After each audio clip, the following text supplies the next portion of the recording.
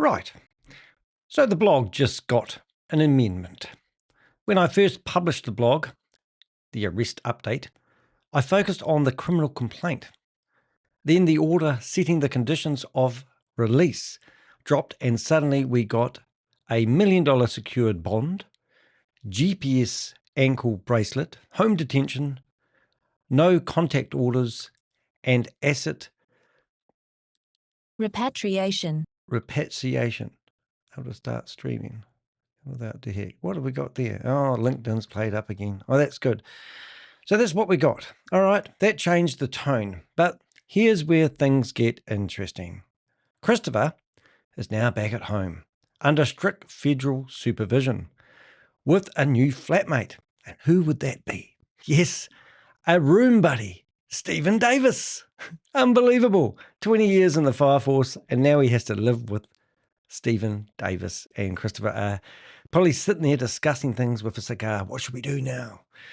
Release order specifically allows contact with Stephen Davies until the 26th of March. Did you notice that in the release orders? For housing purposes, which naturally raises a few question. What's the household like right now? Does the ankle bracelet keep beeping during dinner? Is GPS strong in the lounge? So today we're going to do something a little bit different. We're going to pick up the phone. Steve Davies has talked to us previously on the phone, and I'm sure he's sitting there with Chris right now. So I'm going to ring up Stephen Davies and ask him if I'd be able to speak to his flatmate buddy or his boarder or around the other way. Now, the grapevine tells me that Stephen Davies had put everything into Goliath Ventures, and he thought it was the real deal. You know, this is a guy that used to walk into burning buildings with other firemen that have now listened to him and unfortunately been scammed out of their 401k or mortgaged their house to invest with Goliath. And now you got Stephen Davies, that last frontier, the last firefighter, standing there, sitting there beside Christopher, which is unheard of. Now, he has criticised me quite a lot, telling me that I don't know what I'm talking about, and also telling people that I've been preaching a whole bunch of lies. And just before I went live today, I received a phone call from a Canadian gentleman who was saying that he's now realising that the chances of Christopher being genuine is very slim, and he's really concerned. And I felt for him. And this guy, I don't know if he mentioned how much he invested, but that's not relevant. But he said he's 50-50.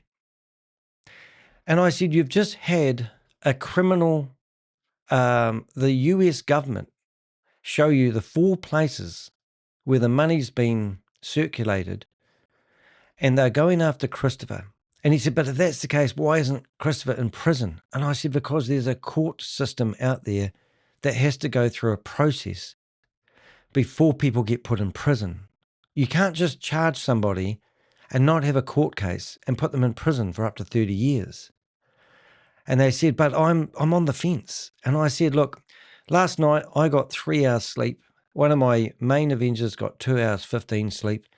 And I haven't quite asked the other one, but I know it's not much. And this takes a toll on everybody. I have just literally been inundated with messages from people who are asking me, what do I do? How do I get my money back? Now, we know some facts that we've amended the blog with. So if you are looking for the blog that I'm about to do a debunk over, it does actually tell you that Christopher has actually handed himself in, and he actually has been informing the government for some time. And that's quite interesting. So you may think, why would Christopher do that? Well, this phone call I had with this individual that's fresh in my brain at the moment, I said, would a man that's running a legitimate business be helping a government with information about where the money is if he was running a legitimate business? They said, I just don't know. And I go, well, you're going to go through the 5 stages of anger. And that's grief, disbelief, bargaining, acceptance. I think I missed one, but somebody will pop it in the chat room if that works very well. So I don't know what to say to those people who are still on the fence. In fact, I actually got relatively rude at the end of the phone call, and I basically said, I haven't got time for people who are still on the fence. And that goes for anyone who's watching this. And I know that Christopher will be watching this video right now. I know that Stephen Davis will be watching this video right now. And they are cowards, because I've reached out to Christopher numerous times asking him for proof of what he's been doing, and I got crickets. Instead, they tried to do a lawsuit against me to shut me up. And Stephen Davis, well, he got on the phone and made it ask himself the other day, and I'm going to give him the opportunity to redeem himself today if he picks up. But I was surprised he picked up the first time, because all the Goliath boys that are now crying foul are actually quite a hard case. And we've got a really good show for you today. I was speaking to another YouTuber, and I said it's a shame that we are actually entertainment. The category that we are in YouTube is entertainment. And I'm not trying to provide you entertainment. I'm trying to give you hard facts. I'm trying to wake up people into online investment scams, or online investments in general. Every person I talk to tell me their story, and it's disgusting. People receive money from, I'll tell you, some people have received money from losing a loved one. Other people have used their family inheritance. People have mortgaged their houses. One lady I spoke to put $100,000 in and then sold her house in the interim and decided to put the house money into Goliath, and also maxed out her credit card because she thought it was a better investment, using her credit card money in Goliath Ventures than it was paying the interest on the credit card. And now suddenly realised she's lost a lot and doesn't know who to talk to. And I just want to be heartfelt. You know, we might do a bit of entertainment here. We might have a few prank phone calls. Some people think I don't know what you think. And I've got to the stage where I don't need to really care about it to a certain extent. And I can't even say I don't care about it. I do care about it. But I just don't know how to be all things to all people. And the toll it takes on me emotionally, physically, financially is hard to fathom. You know, so I don't know how to do this show today, but it's going to be a bit of a messy one. But I want to share some of the things that happened over the last 24 hours, which truly are actually unheard of. We're going into areas of our investigation that we don't normally get. We don't normally deal with victims. We normally deal with causing disruption, naming and shaming individuals that are running large-scale Ponzi schemes and scams, and that's what we do. So today we're going to ring up a couple of people. Now, I don't know Nick Petrillo's wife's name, but I know she's expecting a baby. Now, we've found out that he's had a mistress for 3 years, and I'm going to ring her today. So I've got my script here, which I want to get off my chest. We're going to pick up the phone. Unusual, I just told you that. We're going to call the new room buddy and see if he'd like to comment. And while we're at it, we're going to uncover additional information about Nick Petrillo, including a long-term relationship that hasn't exactly been public knowledge. We may even give her a ring as well. And then there's Andy, and I'll spell that. It's Andy, which is Andie, and that's Christopher's ex-wife, because on this release document that we'll look at in a few minutes, she's the co-signer of the bond. Her name is on the secured property. So, you know, Christopher's about to lose everything he theoretically worked for. Now, think about this. 5 years ago, Christopher didn't have a brass razoo to his name, whatever a brass razoo is. It does come to mind. You ever heard the expression, I'm just going to break, now I'm going to get myself in the right front. Have you ever heard freeze the balls of a brass monkey? I never knew what that meant, but do you know what a brass monkey is? I'm going to educate you in something new here. But when they used to have the cannon ships, they used to stack the cannonballs like a pyramid. And they used to have this bit of wood around the bottom that used to secure the cannonballs so they didn't fall off. But some days it got so cold that the brass monkey was the thing that secured the cannonballs. and that got so cool that the balls would fall off the brass monkey. Now, I don't know if you knew that, but when I found that out, it changed my life. Anyway, so what I'm talking about, we have, so she secured the property, and we have her number as well, so we're going to give her a ring. 3 calls, 3 perspectives. Now, let's be clear, this isn't harassment, this is journalism. I want to find out, see where they want to talk to me and hear my story. When the federal charges are filed, these bonds are posted where properties are pledged as collateral and where compensation is being whispered about. You ask the questions. Calmly, politely on record. I don't know if that really flows, Danny. Yes, this is serious. Investors have lost money. Families are hurting. But when the US government states, government alleges a $328 million Ponzi scheme, and they show you the money trail as well. They show you all the receipts, and Christopher isn't yelling out, I'm an innocent man, here's my books. He's just helping them with the investigation. So it's kind of like rolling over like a puppy when his tummy rub. No offense, Pixel. And accused, I'm going to just read the last part with my computer. And the accused posts a $1 million bond and goes home with an ankle monitor. You're allowed to acknowledge the absurdity of the moment. So first, we'll break down the amendment, release conditions, and then we'll make some calls. So the first thing I want you to do, if I've got the right screen here, is this is Christopher leaving the courthouse. And we're going to look at some clips along the way, but I just thought I'd play this one first. Mr. Delgado, West2 Investigates. Can we talk to you about the charge against you? No comment this time. Thank you, though. No comment this time. Did you run a Ponzi scheme? Have a good day. Taking millions from people and putting into your own pockets? That's what the government alleges.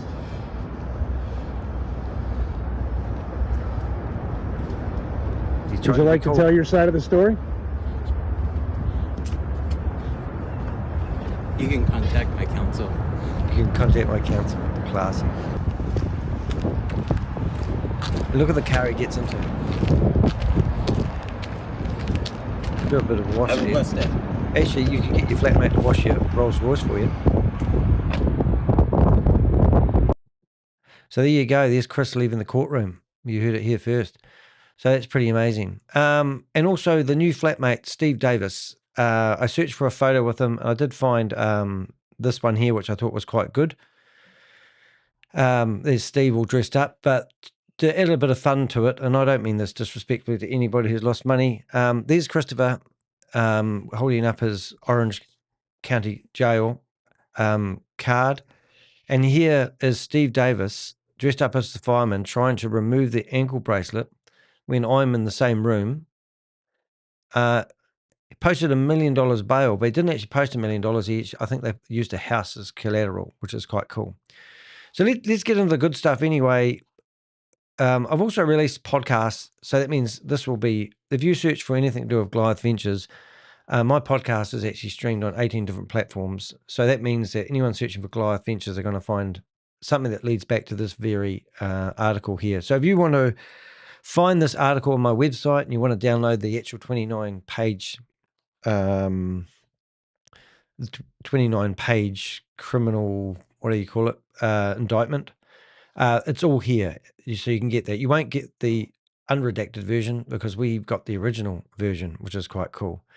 We talk about the federal announcements yesterday. We did all this.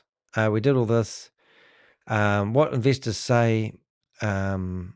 This is the money trail. So for the individual that's watching this right now who basically said they're 50-50 on the fence, I asked them that it may be a good idea to actually get some professional help if you don't understand what it means when the US government come after you for running a large-scale Ponzi scheme. Here, $253 million was deposited into a JB Mortgage Chase Bank. Now, the government will have full access to that account and any funds that are left in it. It doesn't sound like there's much because remember they've been paying out dividends, but the federal government has actually found $253 million deposited into a bank account. So we know where the money trail is. It's always follow the money. Remember that? You see that in the movies? And then we also have $75 million into the Bank of America. Now, we allege that we found, we froze account that had we got told it had $100 million worth of transactions. So we may be wrong on those figures, but we went ahead and reported that as $100 million. But here in the federal indictment, they talk about $75 million. So that's the Bank of America, because they switched banks. And then we did find that they were also using Luminous Bank to pay people. And they were also using, I forgot what it's called, another credit card style bank. Oh, I have an account myself, but it's, I'll think of it later on. When I travel, it's good to use it. I'm going to remember it. But it's called Wise. They're using Wises. So you can download Wise, and it's an app, and you can basically take money like you've got a bank account, but it's all online. And then we've got $62 million was received into Goliath Coinbase wallet, and approximately 165 million was transferred from those bank accounts into Coinbase. So there's the money trail. Now, no government that I know of would actually have all that there and then arrest somebody, and then he got bail and he's under an ankle bracelet, which we would all like him to stay in jail. But if I went into a dairy and I stole a can of Coke, I would be fingerprinted, arrested and charged and appear in court and have a criminal conviction for thievery within probably 48 hours. Well, I think that's what happens in America. But with this type of financial crime, the laws are a lot different. So no one's going to get locked up because at the moment, Christopher isn't a guilty man. Of course, I want everyone to believe that I'm right and he's wrong, because that's just the way it works. But sometimes you've got to read the evidence, and you've got to actually, like I'm a reporter, I'm an investigative journalist. I've been reporting on this since the 1st of September. I'm the whistleblower that blew this all out of the water. I have heard that the government was already looking into it. I know that some of my Avengers were already researching this before I got public, but I'm the first person to put anything on this on air and basically blow the whistle. And obviously they've sent people around to where I live. They staked my neighborhood. They found me. They offered me $150,000 to take my content offline and write a Dear John letter and ask who was bankrolling me when no one was bankrolling me. So I've put a lot at risk here.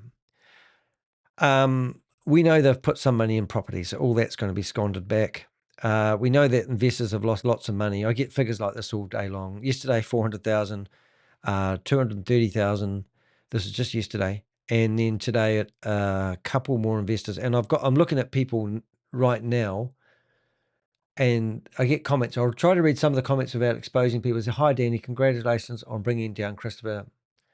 A friend of mine, a friend gave me your number.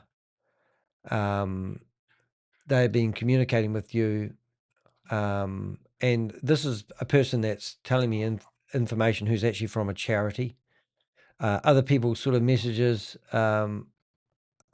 should I sue my sponsor? And the answer to that without even blinking is yes. These companies have set up, these individuals have all set up LLC companies, and you want to go after those companies and Christopher, because we want to go after, these guys have sat here and not even blinked and told you it's a sure thing. Negligence is not an excuse for bad behavior or illegal activities. So yes, go after the sponsors. Just people are just incredible. Yeah.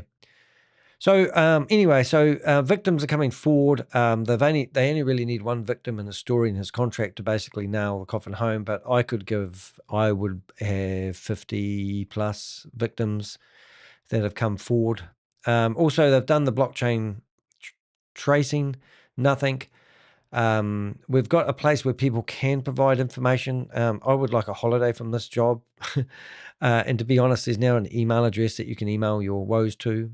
Here, you can also do it to the USDOJ.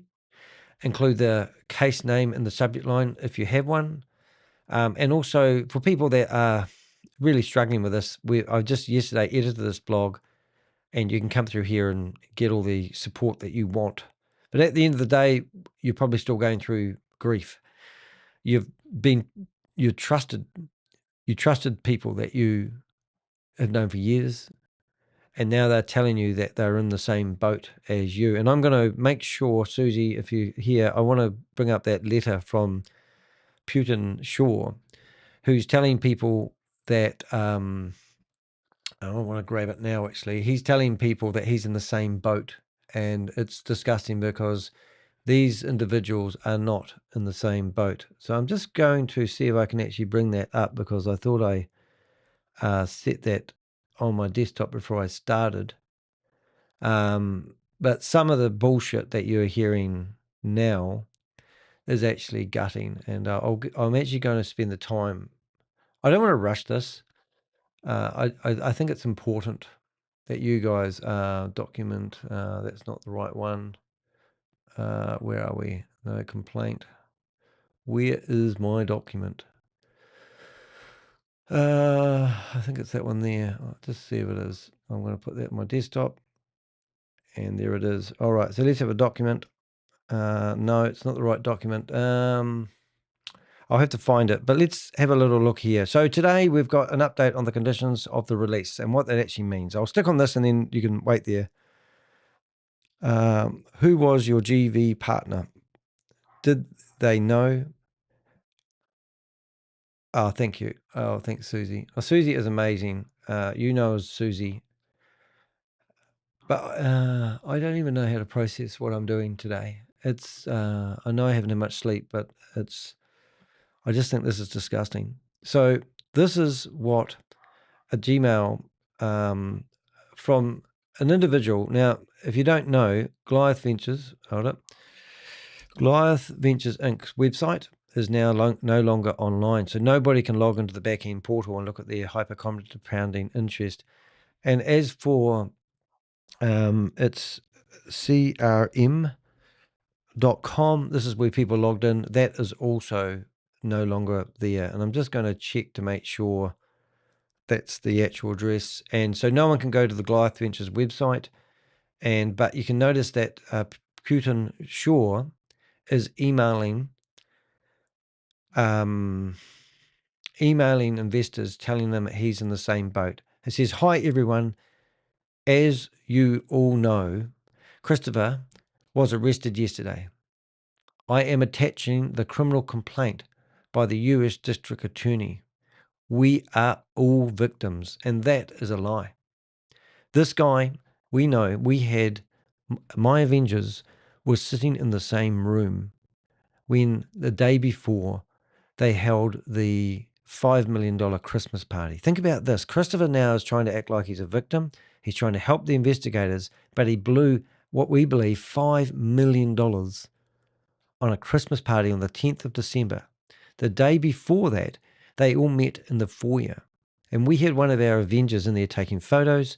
And this guy had 100 people, or 50 or 100 people around him, Putin Shaw. So we believe he's brought in well over $100 million for Goliath Ventures. And for him to actually say we are all victims of Goliath Ventures Inc. is absolutely wrong. You need to sue. You need to get a lawyer and put a lawsuit up against all these partners.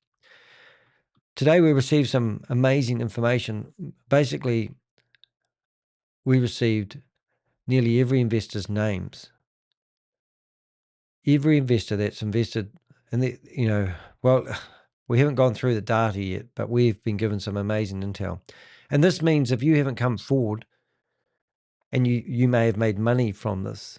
So I received a message today from an email from a person today, basically telling me that they want their name removed from my database because they invested for a short period of time, not naming how long, that they withdrawed their money and they didn't, and now they want to wash their hands clean of this. Most of the people I talk to, we already have you on my persons of interest list, but this person said because they deposited, felt a bit risky, took out their principal, and they don't tell us they took out any profit, then I don't know if you've heard of clawbacks, but this is literally what is happening now. People are contacting us telling me that they want content removed from my website and they don't want anything to do with this anymore. So you may have made money on this, that money that you've made just because you think that I don't know who you are and we won't come after you.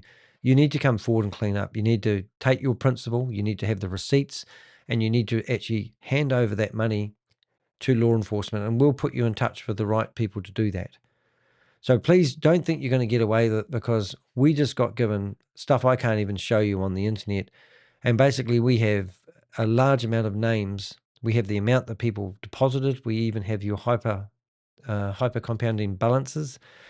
And I just can't imagine, but this is why I only got, I don't even think it was 3 hours sleep last night. Anyway, as an investor, it's important for you to file to get your money back. So who does he think is going to go after? Is he telling people that he's going to go after Sue? So why isn't there a lawsuit with Putin Shaw against Christopher and Goliath Ventures Inc.? Right. Why isn't that? Well, there might be one brewing. But if there is, like Nick did it, Nick had 900 customers under his names. Nick Petrillo, the COO, claims that he didn't even know that he was on the Goliath Ventures website. And he didn't realize the significance of being the COO of Goliath Ventures website. And now he's done a lawsuit against Christopher with 3 other individuals. Those individuals, one of them used to be a business partner of him, so it's a friend of a friend, and the other person bought an old business of Nick Petrillo. And Nick, I know you watch my videos, every single one of them. Now, Nick's wife, who's having a baby soon, we're gonna ring up Chris's mistress. Chris has had a mistress for 3 years. I also thought I had a photo of her, and I'm going to bring up her Instagram account as well. And then we're going to ring her. So it's important for you to file to get your money back. This is what somebody who's pushed people over the cliff has said. I truly don't have any more information that that wasn't in the article. And it's telling you here to email the government. So here's a guy that's been pushing you, socializing you, going to $5 million charity events, not charity events, parties, pissing money away like it's water, your money. And here he is telling you basically he's got no more information for his downline. I read that and I just thought that's disgusting. So if you think for a minute that I would advise you not to go after him, that's how we're going to stop this crime. This is how we're going to make an example out of these people and this individual and every partner. And I've got the list of all the partners, and you just won't. I'm not allowed to have some of the information I've got, I think. But anyway, I've got it. So as we just said, so the Goliath Ventures website's down. So the person that rang me just before I went live today, and they're basically saying to me that they're on 50-50. Why is Christopher's website down if you're 50-50? It's just amazing. And there's Christopher driving away in a Rolls Royce. This is one of 2 Rolls Royces. Nick has got Rolls Royces. He's also got a Lamborghini car, not the big sort of like SV, whatever. I don't know cars very much, but you get the idea. You got Steve Davies here, who's now boarding with Christopher. Christopher's now not allowed to talk to anybody in Goliath, but they've made an exemption because Steve Davies theoretically has put everything into Goliath Ventures, and now he's got nowhere to live. And on the 26th of March, I think it was, he's out of there. So shortly after the arrest, the United States District Court in Middle District of Florida issued a order setting conditions of release in case, and that's Chris's case, and we've got all the files on my blogs if we go through them. Oh, there's a big space there. Never mind. This document is critical because it outlines exactly how the court is managing the risk while this federal prosecution moves forward. Christopher Alex, I'm going to call him Christopher Alex, Delgado, was released, but not freely. He's now under, I can't say that word anyway. Pre-trial services supervision. Pre-trial services supervision, and must report as directed. He is required to reside at his address, and there was a film crew out there today, and we'll have a look at that. I actually received, I did receive, and I'm going to see if I can find that clip as well. We'll do a few clips along the way to break up the boredom. Where is it? Oh, did I lose that as well? There it is. So these are, where are we? Did we not get that one all right? Oh, here we go. I think I got it saved here. No, not looking good, Danny. I'm falling apart. The wheels. Oh, here it is. There's Chris, TV. No, not that one. I've got a lot of intel coming in there, guys. It's very, very hard to find it all. That might be it. Let's have a look at this. No.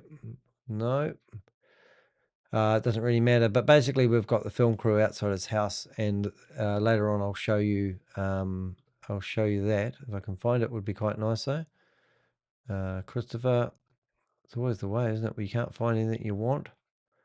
Here it is. All right, so let's see if I can actually get that on the big screen. I will bring that down. Now, what's interesting about this one is, let's see if we can bring that up on the screen. So this was the film crew today. Now, this is how good my Avengers are. So here's, is it WFT TV? And you can see they've got the camera, and you can see that's a lovely neighborhood, but that's where Christopher's meant to be residing at the moment. So if you haven't seen that before, remember you saw it here first, and there's the house. Good timing. There you go. So that was quite exciting to get some of these wee clips. So if you've got any clips like that, where you want to go out walking your dog and you want to film the house, please give them to us. I would love to know where the car's parked. Anyway, so, and cannot change residence without advance approval. The court proposed the following major conditions. He must surrender any passport and is prohibited from obtaining new travel documents, which I don't trust, but anyway, that's just me. His travel is restricted to Middle District of Florida. He must post $1 million secure appearance bond. The bond is secured by the property. So I believe that property is his wife's property, because the bond is co-signed by Andy Delgado, which is Chris's ex-wife. So if you go to Orange County and search for her name, you'll see that they've been fighting back and forth in the courts for the last 2 years to get a divorce, but obviously they're still legally married. He is subject to GPS location monitoring and home detention, meaning he is restricted to his residence at all times, except for approved activities such as employment. Well, he doesn't have an office. It was funny to see the movie crew outside the Chase building at 189 Orange Street. I was in that building myself doing a bit of research just 7 days ago. Court appearances, legal consultations, medical appointments, and religious services. So that's probably why a lot of people go to church, start reading the Bible so they can get out more. I don't know. And or other pre-approved obligations. An ankle bracelet would be consistent with this level of court ordering monitoring. So he's not a free man. I know a lot of people have been really disappointed that he was allowed out and why he didn't stay in prison. I get that. But they obviously didn't feel like he's a big enough flight risk. But we have had other people in previous with NLP who actually got sentenced to 2 years in prison, and then asked the judge if they could go back to Dubai. As Vince, go back to Dubai to clean up some business affairs, and they let him. And then he never served his 2 year sentence in America. In fact, when he got to Dubai, he got done for mortgage fraud. Apparently, I can't verify this is true and factual, because they do want to complain about it, what I write, but they don't want to provide the truth. Anyway, he was incarcerated for 6 months in Dubai, and I know the guy's been out for just over 3 months now, and he's got a travel ban on him. Okay, all firearms were ordered removed from the residence by 5 p.m. March the 2nd, which is amazing. So March the 2nd, he has to remove all firearms. The financial restrictions are equally strict. He may not open a new bank account or lines of credit. Oh, goodness me. He may not engage in any financial transaction over $5,000 without advance approval from, I forget that word already. I just read it. Pre-trial. Pre-trial. I've got some messages coming in. Good on you.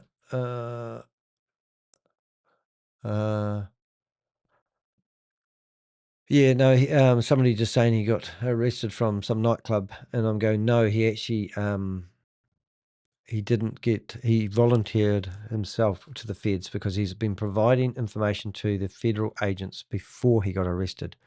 That's why he's probably managed to get out on bond. He may not engage with any financial services. Right, perhaps the most significant for investors, the court ordered that Diego have no direct or indirect contact with any former directors or former investors of Goliath Ventures. So he can't get together with the boys and work out the exit strategy. But I believe that this is all part of the exit strategy anyway. There is one more specific time-limited exception. He may remain in contact with Steve Davies, would you believe, Steve Davies, until March the 26th, 2026, solely for the purpose of allowing that individual to find new housing. So that is just absolutely batshit crazy. I just cannot believe that. So he's now shacked up with Steve Davies. And I'm going to put the picture. So here's Steve Davies trying to get the friggin' ankle bracelet removed as his fireman, his call to duty, the brother in arms, and there's Danny DeHeck pointing at them saying, do not do that. And there's something interesting as well. So something else, I'm going to just have a bit of a little bit of fun here. But if you go to my merch store, and I've only sold 8 items ever in my merch store, so this isn't a big advertising thing, but I just thought it'd be funny. I've got a T-shirt here that an investor got when he signed up, right? And I actually wore that through the streets of Orlando. And I actually felt more unsafe being in Orlando wearing this shirt than I do my own brand of no scam. I landed in Orlando with my orange shirt on with no scam on my chest, thinking that wasn't the best choice of attire. But when I switched this T-shirt on the last day because I was getting interviewed, I had put this on for a joke when I met one of the coolest interviewers I've ever met in my life. And they laughed. And I said, what are you doing with that? And I said, well, this is what's left from everyone's investments. And this T-shirt cost somebody $720,000 and they gave it to me as a gift, only because we connected. And now I'm getting all this. But anyway, what I've done is I've got my own merch here. So if you want to buy a Goliath Ventures shirt, you can. But this one here is, I believe, takes the cake. And that's Goliath Ventures Busted. And I can't do that shirt. That's the original. But that's what I reckon, that's what I'm proud of. This is what we do, and I can't express this, but these individuals, I can't express this enough. I want you to go after everyone that's been paying you, your sponsor.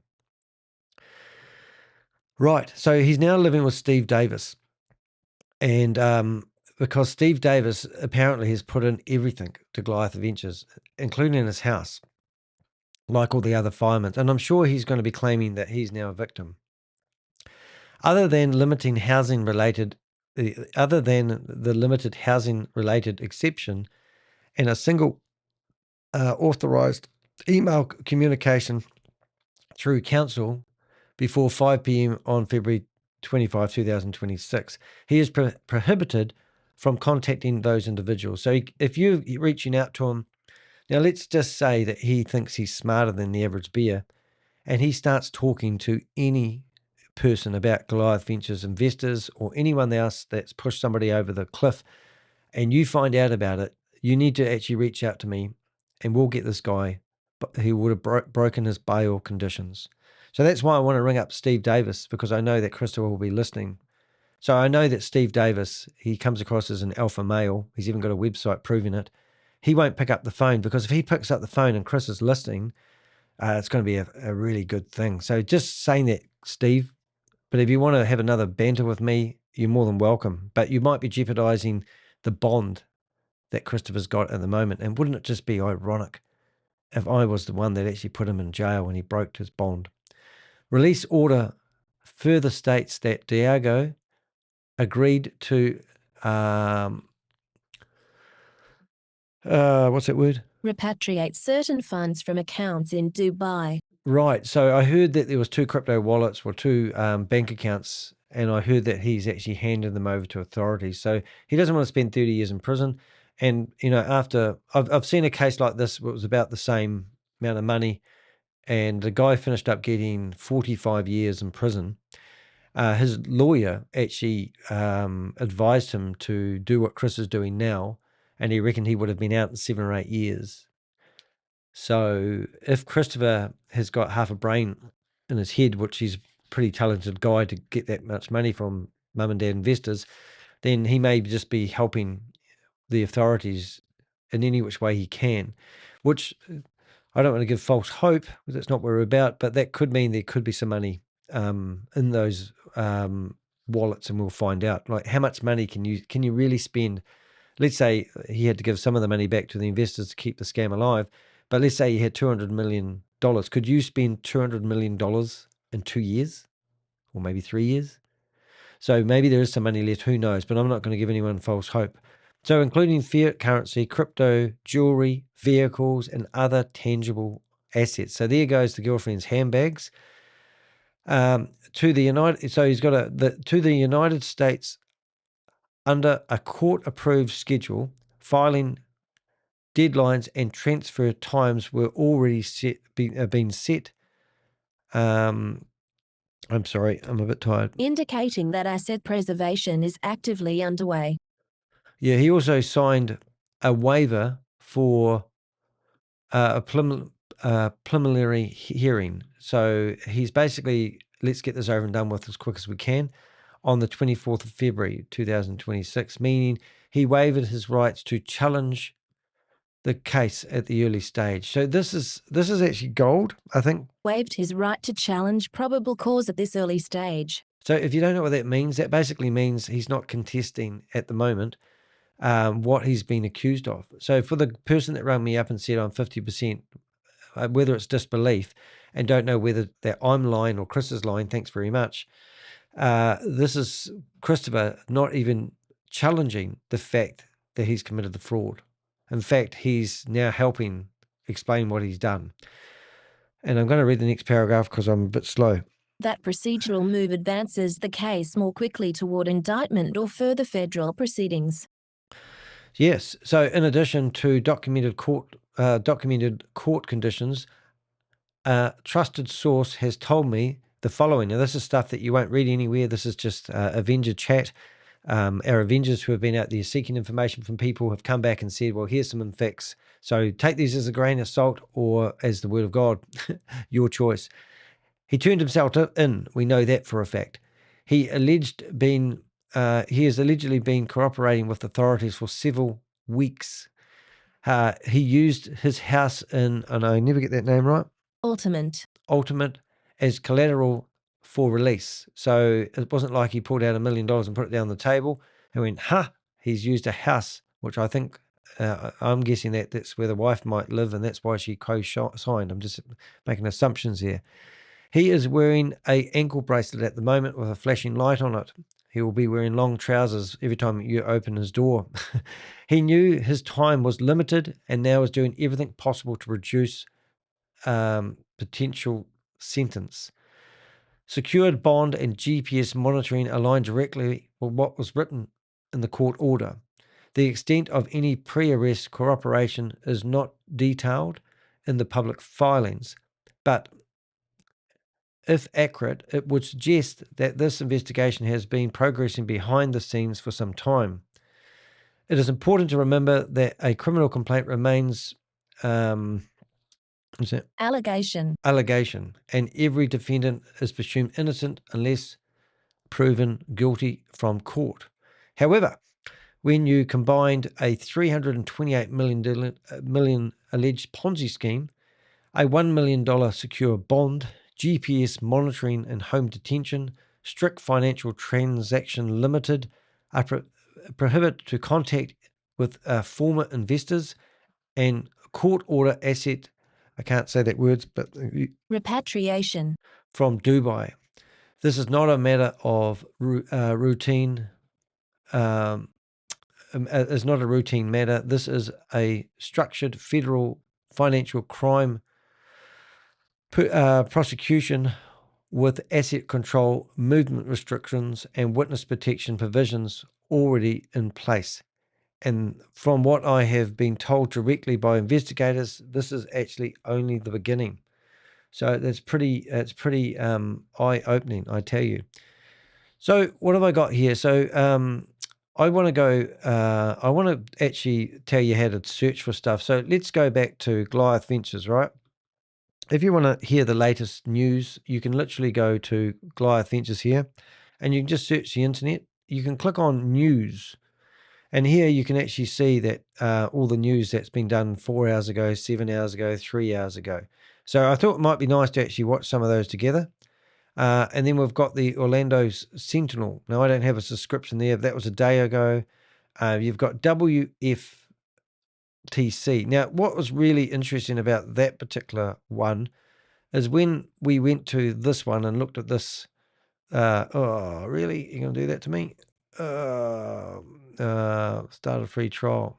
What we found is they actually did a article, I think it was them, promoting an hour ago. Okay, well, let's have a look at this together, eh? So that's how you find the news on this as it breaks. That's how I find it anyway. So let's see if we can open that up. Why is it not opening, Danny? Because I'm in New Zealand now, not like last week. Okay. Here we go. Let's see what we've got. Wish me luck. This is an hour ago, so even though I haven't seen this one yet. But the news is coming in around the clock. Let's go Danny and the Avengers. Let's wish us luck. Boy, that is slow. I just want to see if there's anything else while that's playing. Goliath Ventures now playing. All right, are we going to get that? It's going to take a wee while. A little boy waits. Okay, so that's what that was popping up. Maybe that restrict it. But anyway, so I'm going to put the link to that one in the chat room, and you guys can have a look at that when you like. What are you saying in the chat room there, Queenie? Nice to have you here. So everyone knows you weren't in New Zealand. Yeah, I know. Everyone knows I'm back in New Zealand now, but no one knew I was in America. So I went to America, guys, for 10 days and investigated Goliath Ventures. I went to Washington, D.C. for a few days, and then I went to Orlando, and I ran around there and did everything I wanted to do, and then I left, and then people were starting to announce to the world that I was in Orlando. Now, I don't know why that's not playing. Christopher Alexander Delgado. We've got adverts popping up, and it doesn't look like it wants to play. Well, that's a bit of a shame, isn't it? If I double click on it, nothing. Orange County backstories. So there's going to be quite a few stories. I think I did have one story on YouTube. So let's just let that play its thing. Let's open up another tab, and we'll go to YouTube, and we're going to go to YouTube Home. You'll see all the wonderful things I like looking at. And we're going to go Goliath Ventures Inc. Goliath. How do you spell Goliath? Goliath. Goliath. Oh my goodness. You won't believe I cannot spell stuff. And I've been reporting on this one for 5 months. But look, normally it pops up. There we go. So now what you can do, you come here. Oh, I did see one there I just missed actually. I hadn't seen this one before. Channel 9, 58 minutes ago. An alleged $328 million Ponzi scheme right here in Central Florida, finally exposed. Goliath CEO Chris Delgado arrested and out on a $1 million bond. 9 Investigate Shannon Butler just reviewed documents that the feds found some of his assets. So I've been on the phone to Sharon quite a bit. I'm surprised it didn't mention me at all, which is a bit of a hard case, but there is some media coming out. But anyway, let's carry on. This is quite funny when I know that I've been talking to these very people. And want him to turn them over now. Shannon. Yeah, emails right now from the company are going out telling people to file with the feds to try to get some of their money back. But right now, it's not clear just how much money, if any, is left. And investors are worried their money, some of their life savings and retirements are gone. So this is our executive side. Chris Delgado was living in his Isleworth Well, that sounds a lot like you, Queen of Karma. home tonight on an ankle monitor. Federal investigators are working to figure out what they can recoup from what they say was a $328 million Ponzi scheme at his company, Goliath Ventures. You see that this is something that's being built and is really a future of not only technology, but a future of finance. It's not yet known how many people they say were schemed by the CEO or if anyone will get their money back. Defense attorney Bill Schaefer says it's not easy. Most often you see that the head of these Ponzi schemes lead a... So this lawyer was chirping and telling people that there could possibly be $1 billion locked up. I'm pretty sure that's the same lawyer. Have I got that right? This is the lawyer who's representing Nick Petrillo. So Nick Petrillo is claiming he's a victim and tried suing Goliath Ventures. And I know Nick Petrillo's got 900 people that he's pushed over the cliff, and now he's claiming victim. So the fact that this guy is actually on here providing advice when he's basically the lawyer for in-house squabbles is pretty breathtaking. lavish lifestyle, and most of that money is spent on that, leaving very little at the end. And the Department of Justice says his lifestyle. So there's Steve Davis lighting cigars for Christopher, which is actually quite ironic in a way, isn't it? When you think about it, because now Christopher and Steve Davis are shacked up together in a house, not allowed to talk to anyone. I don't even know why they didn't order him out of the house, but Steve Davis is now homeless.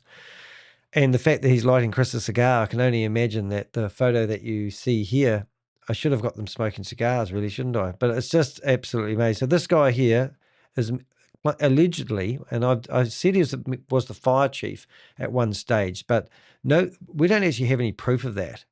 I've just got told that, but I've never actually thought to verify it. So there's the film crew outside a house, which I thought that was the same one. And here's Christopher trying to get his ankle bracelet off. And there's a T-shirt saying busted. It all comes together. But anyway, so Steve Davis must be lighting up. Jonathan Shaw was on a different broadcast. Oh, well, there you go. So I'm sorry if I got that wrong to that guy. But listen. Was extravagant with fancy parties and expensive planes. Online, you can see Delgado traveled in style, had cars and several million-dollar homes, including this one in Winter Park. And I think that's where the film crew was filming. That's why I've got that confused. So that shot that you see there, and this is this film crew doing this right now. Isn't that crazy that we get it from both ends? What have you sent me? Not fashion. Interesting. So isn't that cool that we're right up with it? Even before it hits the news, we have Avengers sending us videos of the film crew filming this very scene. Isn't that crazy? And I think this house, I've always said, was actually for the wife, the ex-wife. There is hope that there may be something left. Delgado's bond paperwork shows that a condition to go home was to, quote, repatriate certain funds from accounts in Dubai and turn them over along with jewelry, vehicles, and other assets no later than April 30th. That, according to Schaefer, will provide some goodwill with the feds. And oftentimes the key to less time is, again, getting... Hey, Susie, you don't have the link to the other video. I think I've actually put them on my homepage. So what I do, if you're a YouTuber, you can go, I've done that wrong. You can go save, and then you can actually put it under on your YouTube channel. So I usually have one that's called, so Ponzi schemes and scams exposed by other YouTubers. And I click on that, and now it will be in my playlist, which will be on the homepage of my my YouTube channel. These assets, making the victims whole. Now, they won't give you a get-out-of-jail-free card, but it will certainly mitigate if you are able to make substantial restitution. Now, Delgado was also big on the charity circuit. Coming up at 6, I'll tell you what one of those nonprofits is telling us about the money they received tonight, Craig. Oh, dear. All right, so we might have just snipped into another one as well, I think. I'll just go back. Sorry, it's going to be a bit pitsy from now on. 3 hours ago. So this was this is Christopher leaving the courtroom. Orange County man charged with running a multi-million-dollar Ponzi scheme posted a $1 million bond earlier today. The Justice Department says Christopher Delgado stole more than $328 million, but instead of investing it in cryptocurrency, he pocketed the money. And only we were there to ask him about it as he left the federal courthouse. Mr. Delgado, West 2 Investigates. Can we talk to you about the charge against you? West 2 News was the only news organization outside the federal courthouse as Christopher Delgado left the building. An ankle monitor now installed to track his whereabouts pending trial. You can contact my counsel. Investigators say he masterminded a classic Ponzi scheme. They shake you to your core because you're investing on trust. Jordan Shaw and his law firm represent several people suing Goliath Ventures, a company run by Delgado. Investigators from the IRS arrested him yesterday. He's accused of defrauding investors who thought they were putting their money in a cryptocurrency liquidity pool. There was supposed to be a guaranteed return every month, and to their credit, Goliath was fairly consistent in at least showing profits to its participants. Investigators say that pulled in at least $328 million. But the criminal complaint against Delgado says he put little, if any, of the cash into the liquidity pool. Instead, quote, Goliath used investor funds to pay phony returns to earlier investors. A classic Ponzi scheme. He also bought properties, including a house in Winter Park with the front doormat that reads Delgado. And the IRS says he paid $8.5 million for a home in Isleworth that records show used to belong to Bob Ward. He's the well-known developer now in prison after being convicted of manslaughter for killing his wife. Everything unraveled last year when the value of cryptocurrencies tanked and investors tried but couldn't get their money back. One of Shaw's clients invested millions and got others to invest too. Almost all of his net worth was wrapped up in this business, and now not only is he suffering tremendously on a financial perspective, but his friends, family, colleagues are kind of blaming him. Have a blessed day. Meanwhile, Delgado left the federal courthouse Wednesday in a Rolls-Royce. I reached out to Delgado's attorney, who says they have no comment at this time. Delgado also surrendered his passport and has to identify and retrieve financial assets in banks in the U.S. and outside the country. By the way, Delgado took a stab at politics a few years back. He ran for Orange County Commission District 2 in 2022, collecting more than 5,000 votes. He finished third to Commissioner Christine Moore. So there you go. So there's quite a few articles out there, but what I've said earlier on, if you go to my YouTube channel, go to Danny and the Avengers, Tehek is my username. If you come down to this section here, you'll see that these are the other ones, but I do have, I think we did that one. These were the first ones that come out. I'll just do one more over here. And a Central Florida man accused of running a massive Ponzi scheme that took more than $328 million from investors, many of them families here in Central Florida. Yeah, Goliath Ventures CEO Christopher Delgado was arrested this week and is facing charges of wire fraud and money laundering. Channel 9 investigative reporter Ashlyn Webb is joining us live tonight. And Ashlyn, you heard from some investors tonight who say they've been trying to get their money back for months. Yeah, and one investor I spoke to says they found out through our reporting at 6 that Delgado was facing charges and has been under IRS investigation. They didn't want to be identified, but says they fear they will never see hundreds of thousands of dollars they invested ever again. It felt like it was too good to be true. We spoke to one person who invested hundreds of thousands of dollars into Goliath Ventures last year, hoping to generate more money for their future. I'm kind of kicking myself that I even got involved. According to this nearly 30-page filing, Christopher Delgado's company, Goliath Ventures, promised investors guaranteed monthly returns. The company said money would be placed in cryptocurrency liquidity pools. But IRS investigators say only $1.5 million out of the roughly $328 million was placed in these liquidity pools, and the so-called returns were fake. There was always an explanation, a reason, an excuse, like a don't worry, it's coming, it's coming. Investors say there were red flags as soon as they tried to take money out of their accounts. Prosecutors say it's a classic Ponzi scheme where new investors' money was used to pay returns to earlier investors, creating the illusion of a successful investment. The investor we spoke to say they were always given bogus excuses on why they couldn't get their invested money out. It was like, no, we're under an audit, you can't take money out. And then the next month when I went to take money out, they were like, no, things are frozen or we can't do it right now. And Now, the questions we're getting from Central Florida families now is if they will ever be able to get that money back. According to the filings, Delgado used the victims' investments to purchase 4 homes in Central Florida, including an $8.5 million mansion in Windermere that he bought last year. We have reached out to Delgado. We have not heard back. Reporting in studio, Ashlyn Webb, Channel 9 Eyewitness News. It's kind of amazing when I'm watching this stuff because 7 days ago, I was in America knocking on these doors. I contacted every single news agency that we've heard so far. I got 2 good phone calls and they said they were doing a story on it. That was Channel 9 and also NBC. And the best one was actually, to my surprise, Fox 35. And they actually videoed me and got a cameraman to do a story on it. And the guy was very, very knowledgeable and did an amazing lot of research before he actually interviewed me. And he only had 12 hours to prepare. So it is actually quite interesting. I won't do too many more of these, but I did want to have a look at the man of the moment. I will see it. Look, did you see Trump? So this is Christopher at the peak of his ooziness. I don't know if that's a word, but this is what these people look like who are at the peak. And he's a cool, calm cucumber while he's convincing everybody that he's oozing success. Now, you need to be on the lookout for these type of people because this is the reality, guys.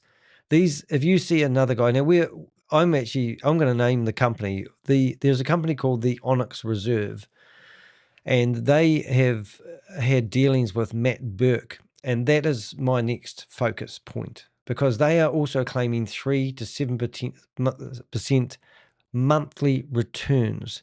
Now, I can't verify this, but we heard that they've denied it, but they claim to be doing very similar sort of activities. So that there is a red flag straight away. Even if you're getting paid, it doesn't mean it's genuine because they're using your money to pay you back. But that's my next focus on my next investigation. Now, these guys have just started putting images up of them driving around in Lamborghinis and having the lifestyle.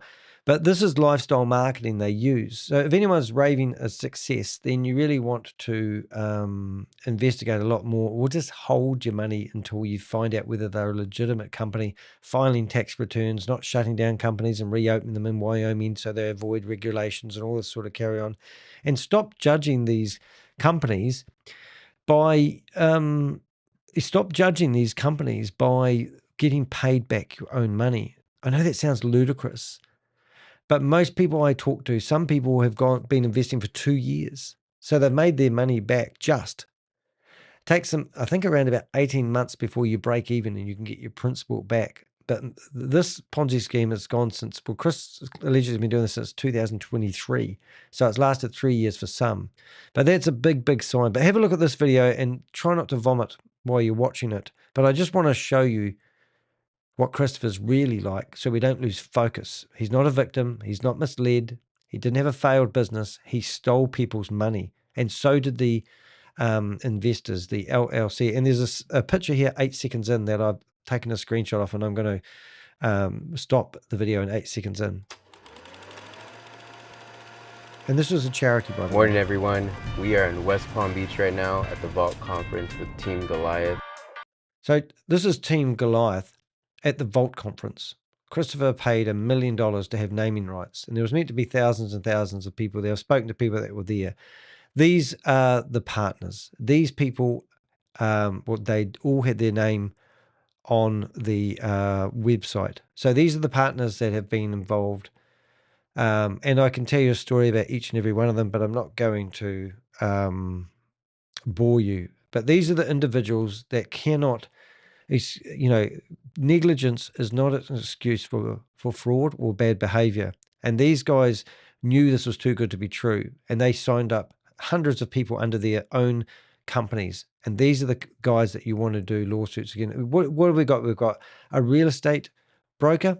We've got a fitness instructor. We don't have a fireman here. We don't have a policeman here. Where's Tomo? I don't even know what these guys' professions are, but this is not a corporate company. And there's no offices and there's no people working at Goliath Ventures, just guys prancing around doing lifestyle marketing. We are headed to Orlando, actually, to be part of Gandhi Day. When you pull in, I got you a gift. All right. So I don't know whose voice that is, but I would be interested to know whose voice that was. If you do know, please put it in the comment section, and one of my Avengers will pick it up and we'll start finding out what their connection was with it. I will see it. Look, did you see Trump Force One? That's my gift. So I don't know if that was meant to mean that he's got approval by the government. Maybe he's hoping to get a pardon. That is sick. You got Trump Force One right here. This is probably as close as I'm ever gonna get to it. So I'm gonna enjoy this moment. But this is really, really cool. So if you don't know, I think Christopher is actually at a private airport, which is for executives. One thing that I love about our team and everything is our involvement in the community. So why is he involved in the community? Well, that's so he can build that trust with people before he defrauds them out of their money. The Goliath team is in West Palm Beach. We're about to catch a helicopter over to Orlando to join Gandhi Day. So here's Nick Petrello and Punin, I think it is, Shaw. I'm pretty sure that may have been the person talking. So here's Nick Petrello, who's now doing a lawsuit with 3 other individuals under the same lawyer for $55 million. This video was actually Gandhi Day 2024, so it's not that long ago. But remember, we've got happy families at this point. There's Nick. Now, Nick at this time had a mistress, which we're going to ring in a few minutes, which I've actually managed to find her Instagram post. But I don't know who this lady is or not, but I have had credible sources that this is actually Chris's mistress. And we got her phone number, and I'm 99% sure this is Chris's mistress. So Chris's wife is about to have a baby. Sorry, I got that wrong. Nick's wife is about to have a baby, and we're going to ring up his mistress and see what involvement she's got. We'll try to do that in a few minutes. So is that Punin Shaw? I always get his name wrong, but I know it's P, and then if you take the P away, it's unit, and you put the P back, it's Punit Shaw. I'm pretty sure that is him. Yeah, that's where the main sponsors. Alrighty, so let's go. Yeah, that's where the main sponsors to, along with Money Maze. Is it? Hey, Mum. Hi, Mum. Now, there's Christopher having the dream of his time. I don't think you'll be flying in and out of your prison cell. Just saying. Yes, that is excellent. Thanks, Susie. You're awesome. I don't like that music, so I'm going to stop it. If I play that music for more than 7 seconds in a row, that means my video gets a copyright strike, and I have to write a letter saying I'm doing it under fair use in the meantime.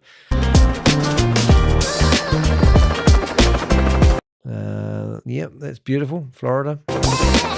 I've been there. I enjoyed flying out of there. Actually, the hospitality in Orlando was very, very nice. I were a bit nervous being there. A lot of people said I would have loved to go out and dinner with you. I did meet up with a few people, a few Avengers, and also a few victims when I was there. But my experience of Orlando was absolutely lovely. It was a lot warmer than DC, which was less than 0 degrees. Well, I think you call it like 26 degrees or whatever it was. It was cold. I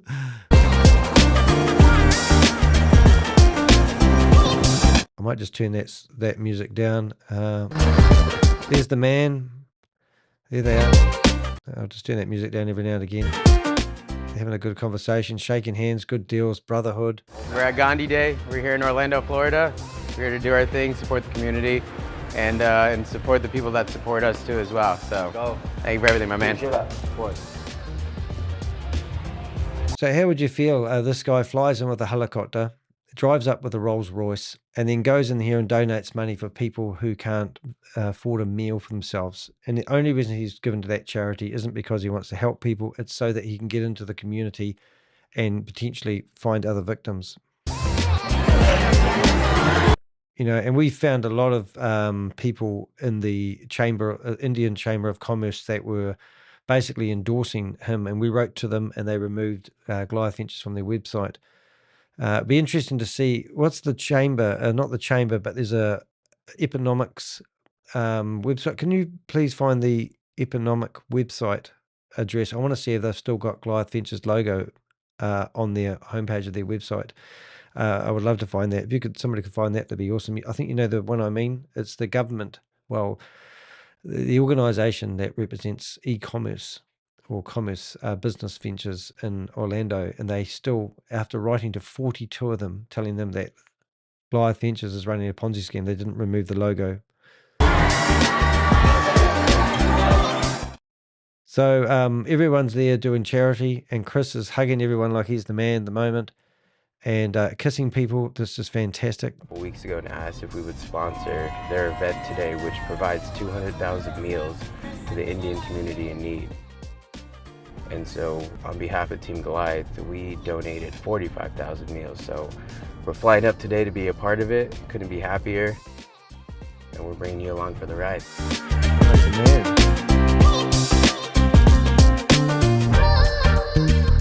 So just think about what he said there. They provide, is it 200,000 meals to people of need? And here he is flying in a helicopter that must have cost a few $1,000s, of course. Getting those as a little kid. Right. Like my parents went and bought like a 50. So Christopher's background, he's meant to be brought up a single parent, trailer park and all that sort of stuff. And also worked at In-N-Out Burger and got fired for thieving. Gallon drum of rice and the dehydrated beans with their dog. Yeah. And we ate those for the longest time because we didn't have any money. Yeah. Oh, he's very strong. This is a great event. I mean, this was really No, 250,000 meals, man. 250,000 meals, that's a lot of meals. That's insane, man.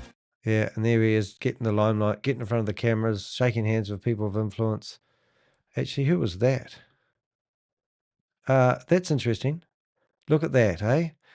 Now, look at that. Look who he's talking to, everybody.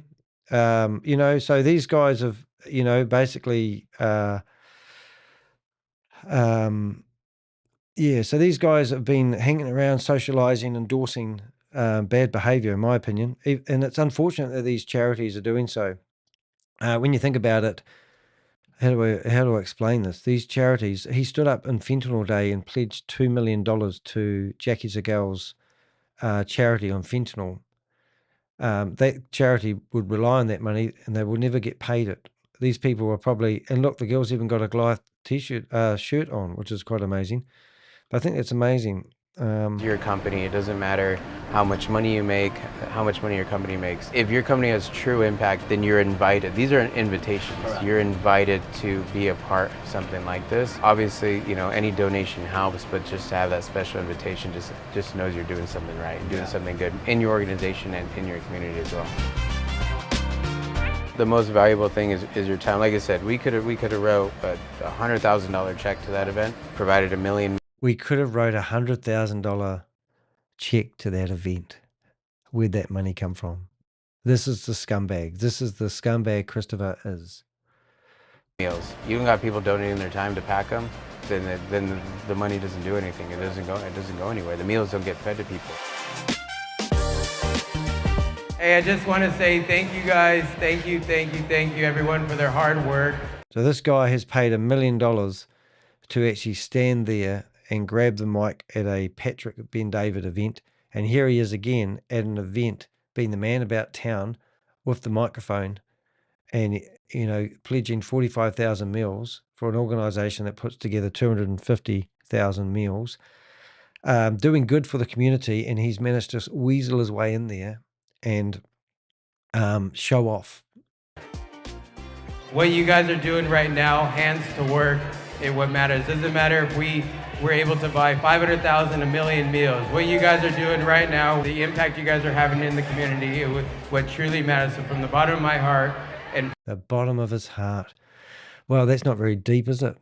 From my family and from Team Goliath, thank you guys all for your hard work. We truly appreciate it. You guys are truly making an impact in the community. Thank you guys.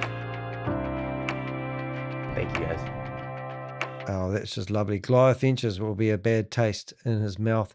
So we're going to ring up the mistress soon, see whether she will answer the phone. A cute doggy. Have a look at the cute doggy. Look at the cute doggy. I must show Pixel that picture. Isn't that cute?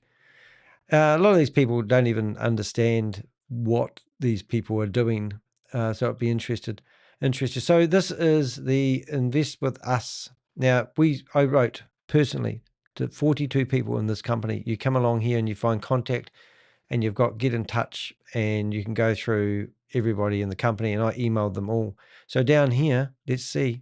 Oh, and it took, oh, and look, it's gone. Incredible. So they've taken the banner of Goliath Ventures off the website. So it took a government, just think about this guy. It took a government indictment before this company would listen to a YouTuber who's been squawking about this for 5 months before they took that off to mislead people. They were endorsing bad behavior. Why does it take that long for people to act Why don't they do the research? Why don't they ask the hard questions? This website here was endorsing bad behavior, and negligence is not good enough. So that's what I just wanted to strike home. Thank you, Susie. You're awesome. That was good. But I just can't believe that that is there. Now, what else are we going to show you? I did have something else to show you that was really interesting. While I'm getting ready to phone these guys, we're going to go to my website, and I want you to listen to Steve Davies before we give Steve Davies a ring. And we're going to see if he will talk to us. And let me find, where is Steve Davies? There it is. Explosion begins. There it is there. So 3 weeks ago, we had this conversation with Steve Davies, and we're about to give him a ring. So while I'm getting ready, you guys can listen to our previous phone call. We're ringing up Stephen Davies now. It's good to have their phone numbers. Plug my ears. Susie was on the line at the time too. And if they don't answer, you do wonder why, don't you? Hello. Yeah, g'day, Steve, is it? What's up, Danny? What's going on? Oh, you are watching. We were hoping to get somebody. I'm not watching, but you're recording me now, aren't you? Mate, we're doing better than that. We've got 90 people in a chat room, and we're yeah. So, hey, when are you going to start? When are you going to start telling the truth? Well, you tell us the truth, mate. We're all ears. No, you tell us the truth. Why do you keep making lies on everybody? You're scaring everybody away. Why are you doing that, man? Oh, okay. So, can you prove that their money is secure? Because everyone's wondering at the moment. Have you proven it to anybody? You haven't proven anything. And how did you get my number? I don't consent to you recording me. Oh, it doesn't matter here, mate. I'm a New Zealander. Different laws. I know it doesn't, but now you've got it on recording. Okay, then. Well, you tell us, mate, how I've got it wrong. We're all ears. No, I want you to tell us what you found, because you're not telling us anything. Well, how do I know? So you're telling me that there's no problems or no problems with Goliath Ventures?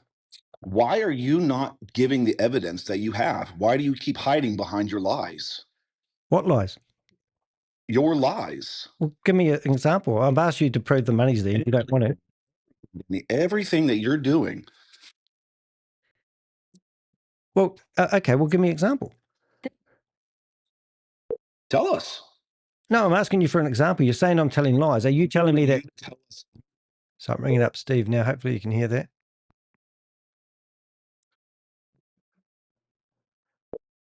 You can hear it ringing good. So that was Steve Davies. And I'm ringing him on Signal first of all, because he won't be used to me ringing on that number.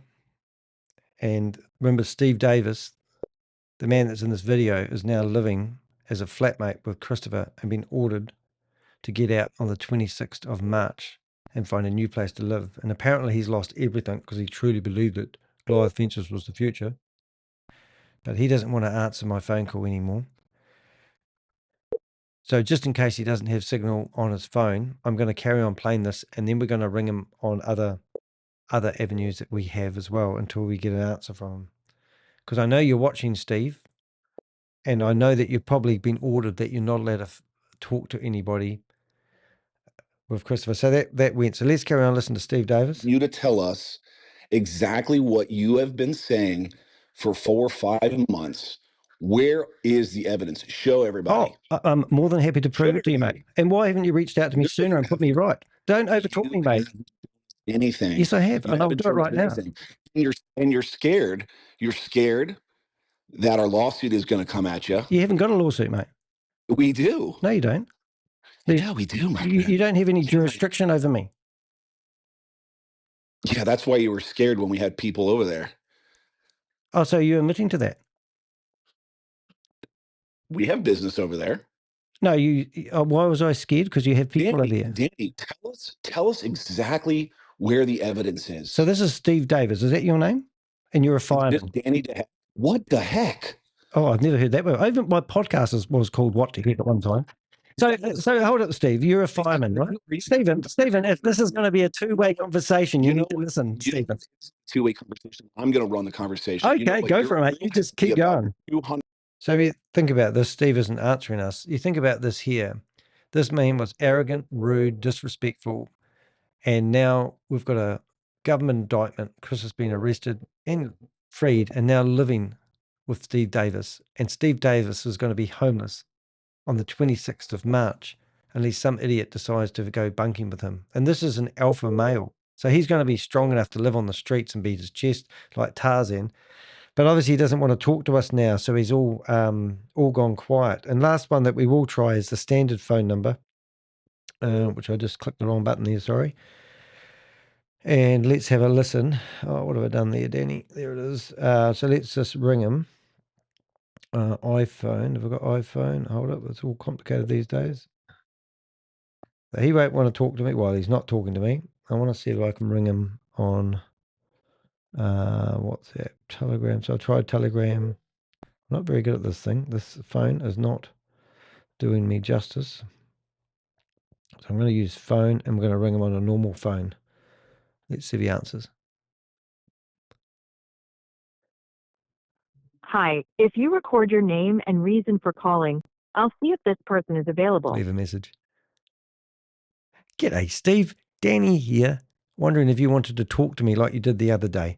I hear that you're now shacked up with Christopher and you're boarding with him. And I've got a lovely picture on the screen, which I'm sure you're both watching right now, of you trying to take an ankle bracelet off Christopher. Well, look what happened, eh? Thanks.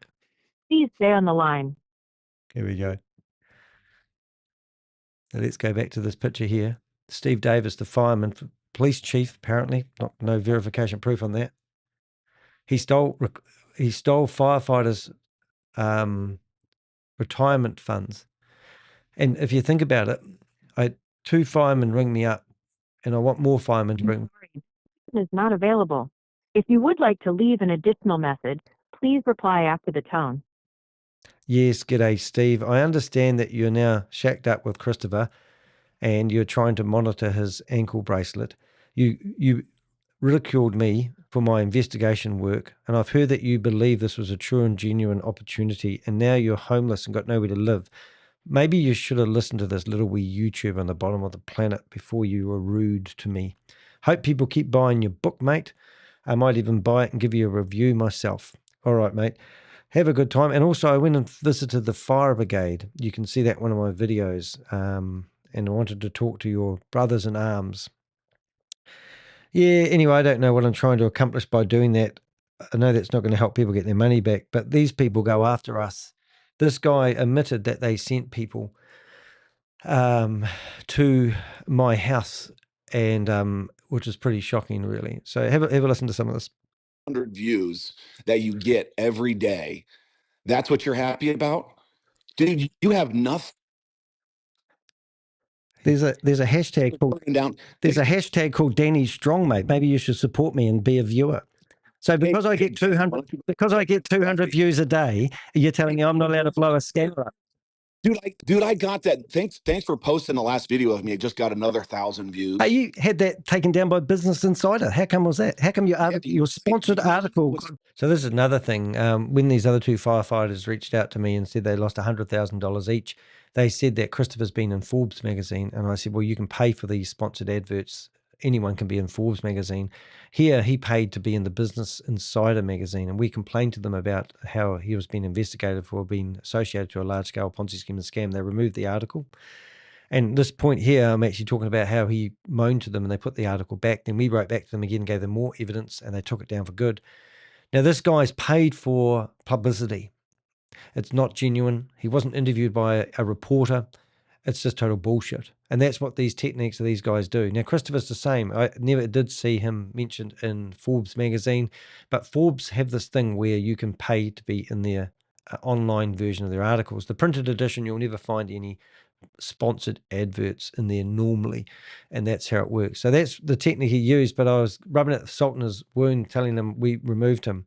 And now he owns a publishing book house, and people that have been associated to him have been getting phone calls from this publishing house asking if they want their book written. It's just absolutely crazy. So listen to this again. You blind copied me because you're scared that they knew, but they know I know. So I've already reached out to them. It's going to get put back up. Oh, it's got put back up and then it got taken down again. So what is it? Yo-yo time. It's going to get put back up again. It's going to get put back up again. Your sponsored article. How's your book going, mate? You got 7 reviews and 2 of them are bad. Here's the thing, Danny. Here's the thing, Danny, is you continue to harass people. I don't harass people. I save people from getting scammed, mate. And No, you don't save nobody. You don't save anybody. When are you going to start telling people why did the your truth? article get taken down?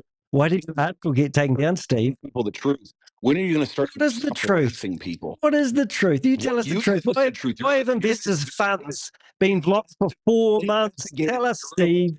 Steve, start manning up, put your uniform on, and tell people why their money's been frozen for 4 months. Read from a screen that is all I'm talking to you. driven.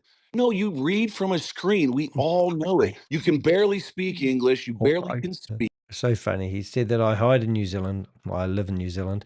I can barely speak English. Well, I am English, and it's the only language I know. But the point is, I have dyslexia, and I do struggle to read. And somebody who's left school at the age of 14, reading level of a 9-year-old, can take down a $328 million Ponzi scheme. Does make me kind of giggle sometimes.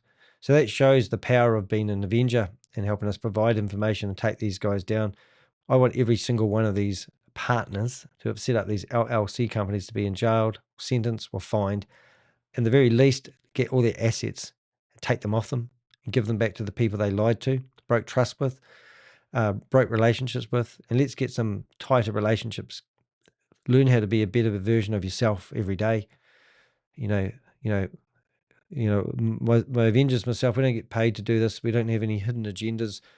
Personally, I would like to make a full-time job out of doing this. Our services, I want to make them available to anyone that's researching individuals who may be breaking the law.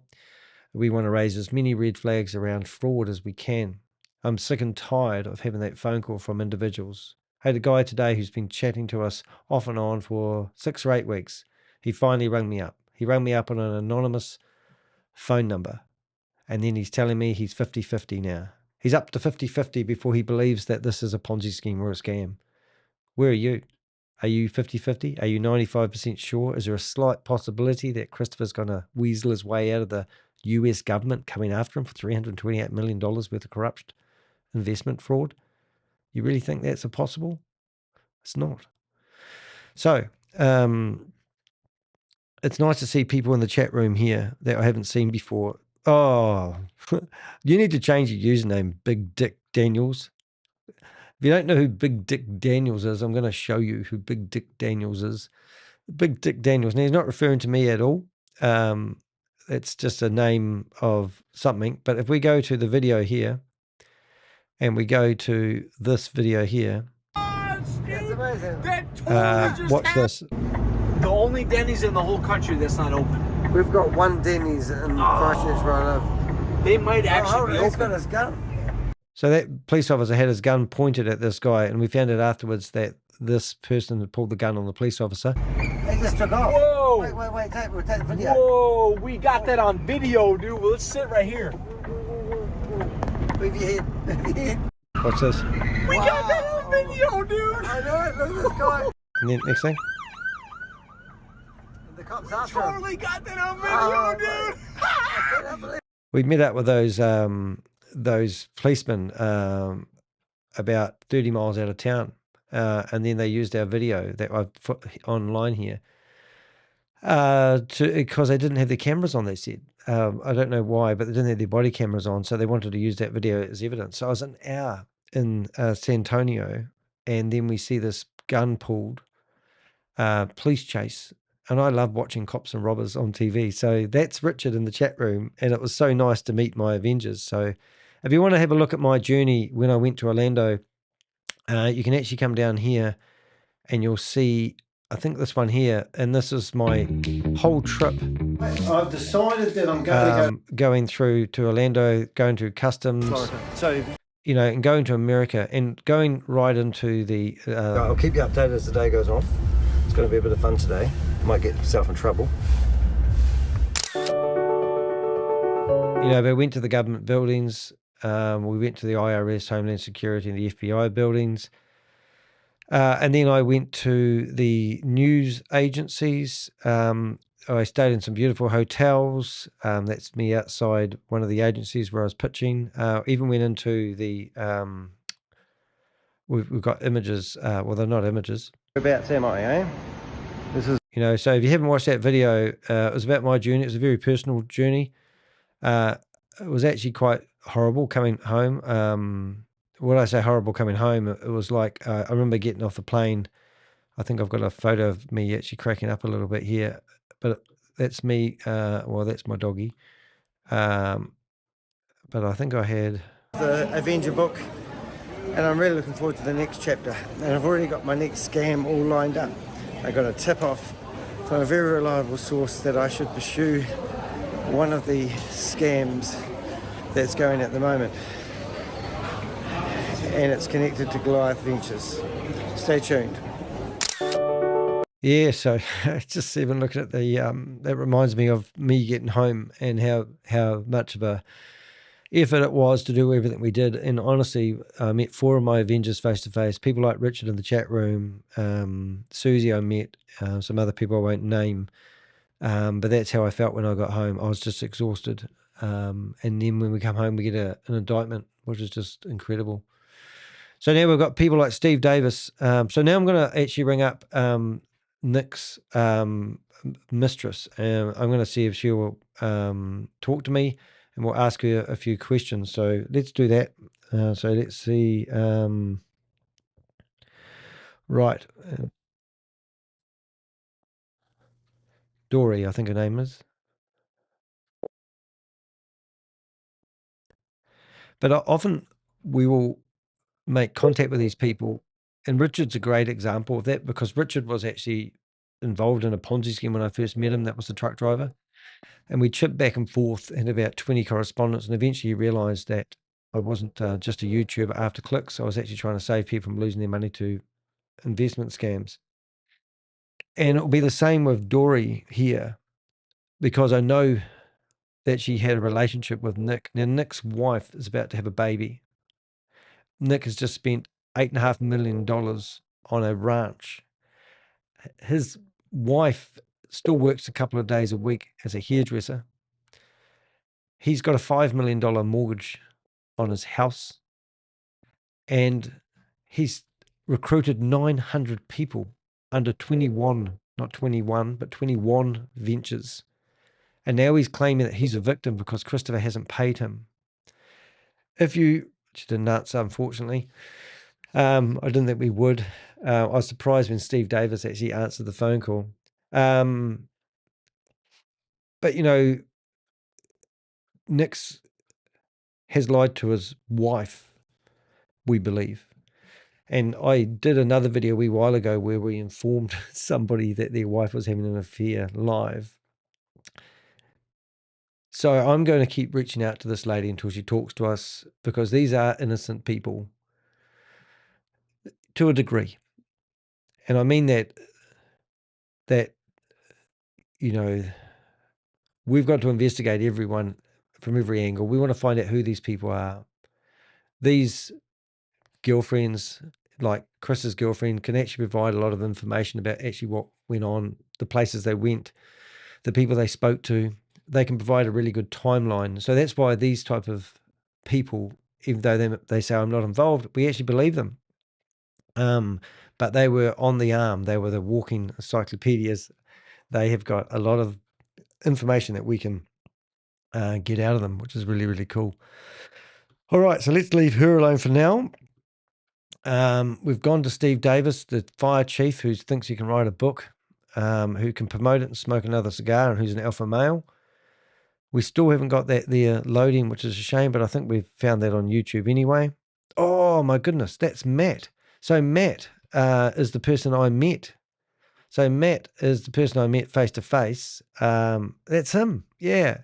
Now he's going to be responsible for my wardrobe train. I usually wear these t-shirts, so I'm going to change this to a V-neck one, and I'm going to show you what I look like. So he suggested that. He said, I'm a lovely guy and I come across well on the camera. And then he said, but I reckon you could wear a polo shirt. So you can see I normally wear these t-shirts with no scam on the chest, which is obviously quite in there. But these are the new look t-shirts I'm going to get soon, and I'm going to be wearing those. I'll look better as a judge as well. So, and that's just so cool that he was, where has he gone? I'll get rid of her. She's quite distracting. I won't say anything. I'll just keep my mouth shut. Yeah, so Matt. So I met him face to face, and he was the only reporter that actually recorded my conversation on camera and interviewed me. So hopefully we'll meet. Very good reporting, very knowledgeable, knew the whole case inside and out, and I was really impressed with his reporting skills. So is this new? That's not new. That's the same one, isn't it? So I'm just going to make double sure on that. Yeah. All right, so we're waffling a wee bit. Right, so we have got one other person to ring, and that is Christopher's ex-wife. Now, as we said here, we actually have what the court ordered, and you can click on this, and you can read the 10-page conditions. Now, the co-signer with this was Chris's ex-wife. And I'm going to carry on playing our video of Steve while I get myself organized to give her a ring. Speak. You can barely speak. Everyone's he tired was of your claiming that he was in nonsense. Forbes You can see magazine that your India. views are going down and down and down. I'm not doing it for Your views. you have zero If I have views. one views, I can still, even with one view, I can take down David Goliath, mate. Even with one view. Danny, I'm not here for views, mate. You continue to harass people. You continue to. Where's the money, Steve? You've reached out to all people here are asking you right now, where is the money of Goliath? Answer the question. I don't know. You tell them. Tell them. Tell them. I don't know where it is. No one does. You're this prime investigative journalist. Show us where it is. If you're so, mate, you're just using deflection techniques. You are the one. You're using deflection. You're calling me a liar, but you're. Here we go. So we're ringing up Chris's ex-wife now.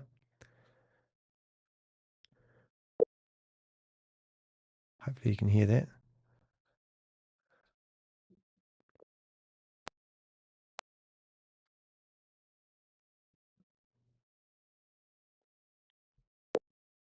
Should be working. When if she answers, the voice should come through. But no one wants to talk to me. Alrighty. Right. Does anyone else want to come on stage with me? So that's something which we don't do very often. But if you're a victim and you want to have a chat to me, in an ideal world, what I would like to do, which is incredibly hard, is to actually get people to come on stage and talk about how they feel about their investment. So while, unfortunately, Andy Delgado, who signed an agreement with the courts for Chris's bail, doesn't want to speak to me. So what I'm going to do is I'm going to post a link in the chat room, and if anyone's brave enough, you'll be able to come to a screen like this, and you'll be able to basically select. You don't even have to have your camera on, but you can put your name here, like Danny D. Heck. A box has popped up here asking me allow me to visit the site, and you can see it screwed up my camera, which I'll fix in a second. Okay, fixed. And you can now see that my sound is working, and I can pick my virtual camera or my MacBook camera or my USB camera. So I'm going to pick my other camera. Here I am, high in the green screen. And then I click join, and then I could literally join myself on stage. So it's just something I thought I'd offer because I've got a few people in here at the moment, more than I've ever had. But feel free to come on stage now and talk to me. You can literally turn your camera off somehow. I don't know how to do it. I think there is a switch to turn the camera off, and then I'll let you in. Or you can have your camera on if you want. It doesn't bother me. But if you want to talk about your experience, I've been doing this for 5 years, and this is, I've never had so many victims to actually process and help. But that offer's there, so feel free to do that if you like. We'd love people to share their story, even any information that they may have. Some people are scared that Christopher's going to come back like Goliath. Goliath's just been taken down by Danny, David and Goliath, Danny and Goliath. See what I'm going with this? And we've actually managed to take down one of the biggest Ponzi schemes and scams in America with a tiny little stone, knowing where to hit. We have got a database of over 160 people now who have either been investing or promoting this large-scale Ponzi scheme or scam. And we've had individuals like Steve Davies berate us and give us a hard time, which have these websites called Alpha, which is this male mentality where you be strong. We've got people like Tomo, who leaves their partner when they're 8.5 months pregnant. What type of man would leave their partner that they're having a baby with when she's 2 weeks for giving birth to their son or daughter? You've got Nick Petrillo, who we found out's had a mistress for 3 years, who's living in a ranch worth $8.5 million, taking joyrides on airplanes to celebrate his 70th birthday for his father. And his wife's about to have a baby. What type of individual would still be with his wife, about to bring a child into the world, when I've just announced to everybody that he's had a mistress for 3 years? What type of man does that? Christopher, we know that had, I think we've got 8 different girlfriends since he left Adelaide, Andy.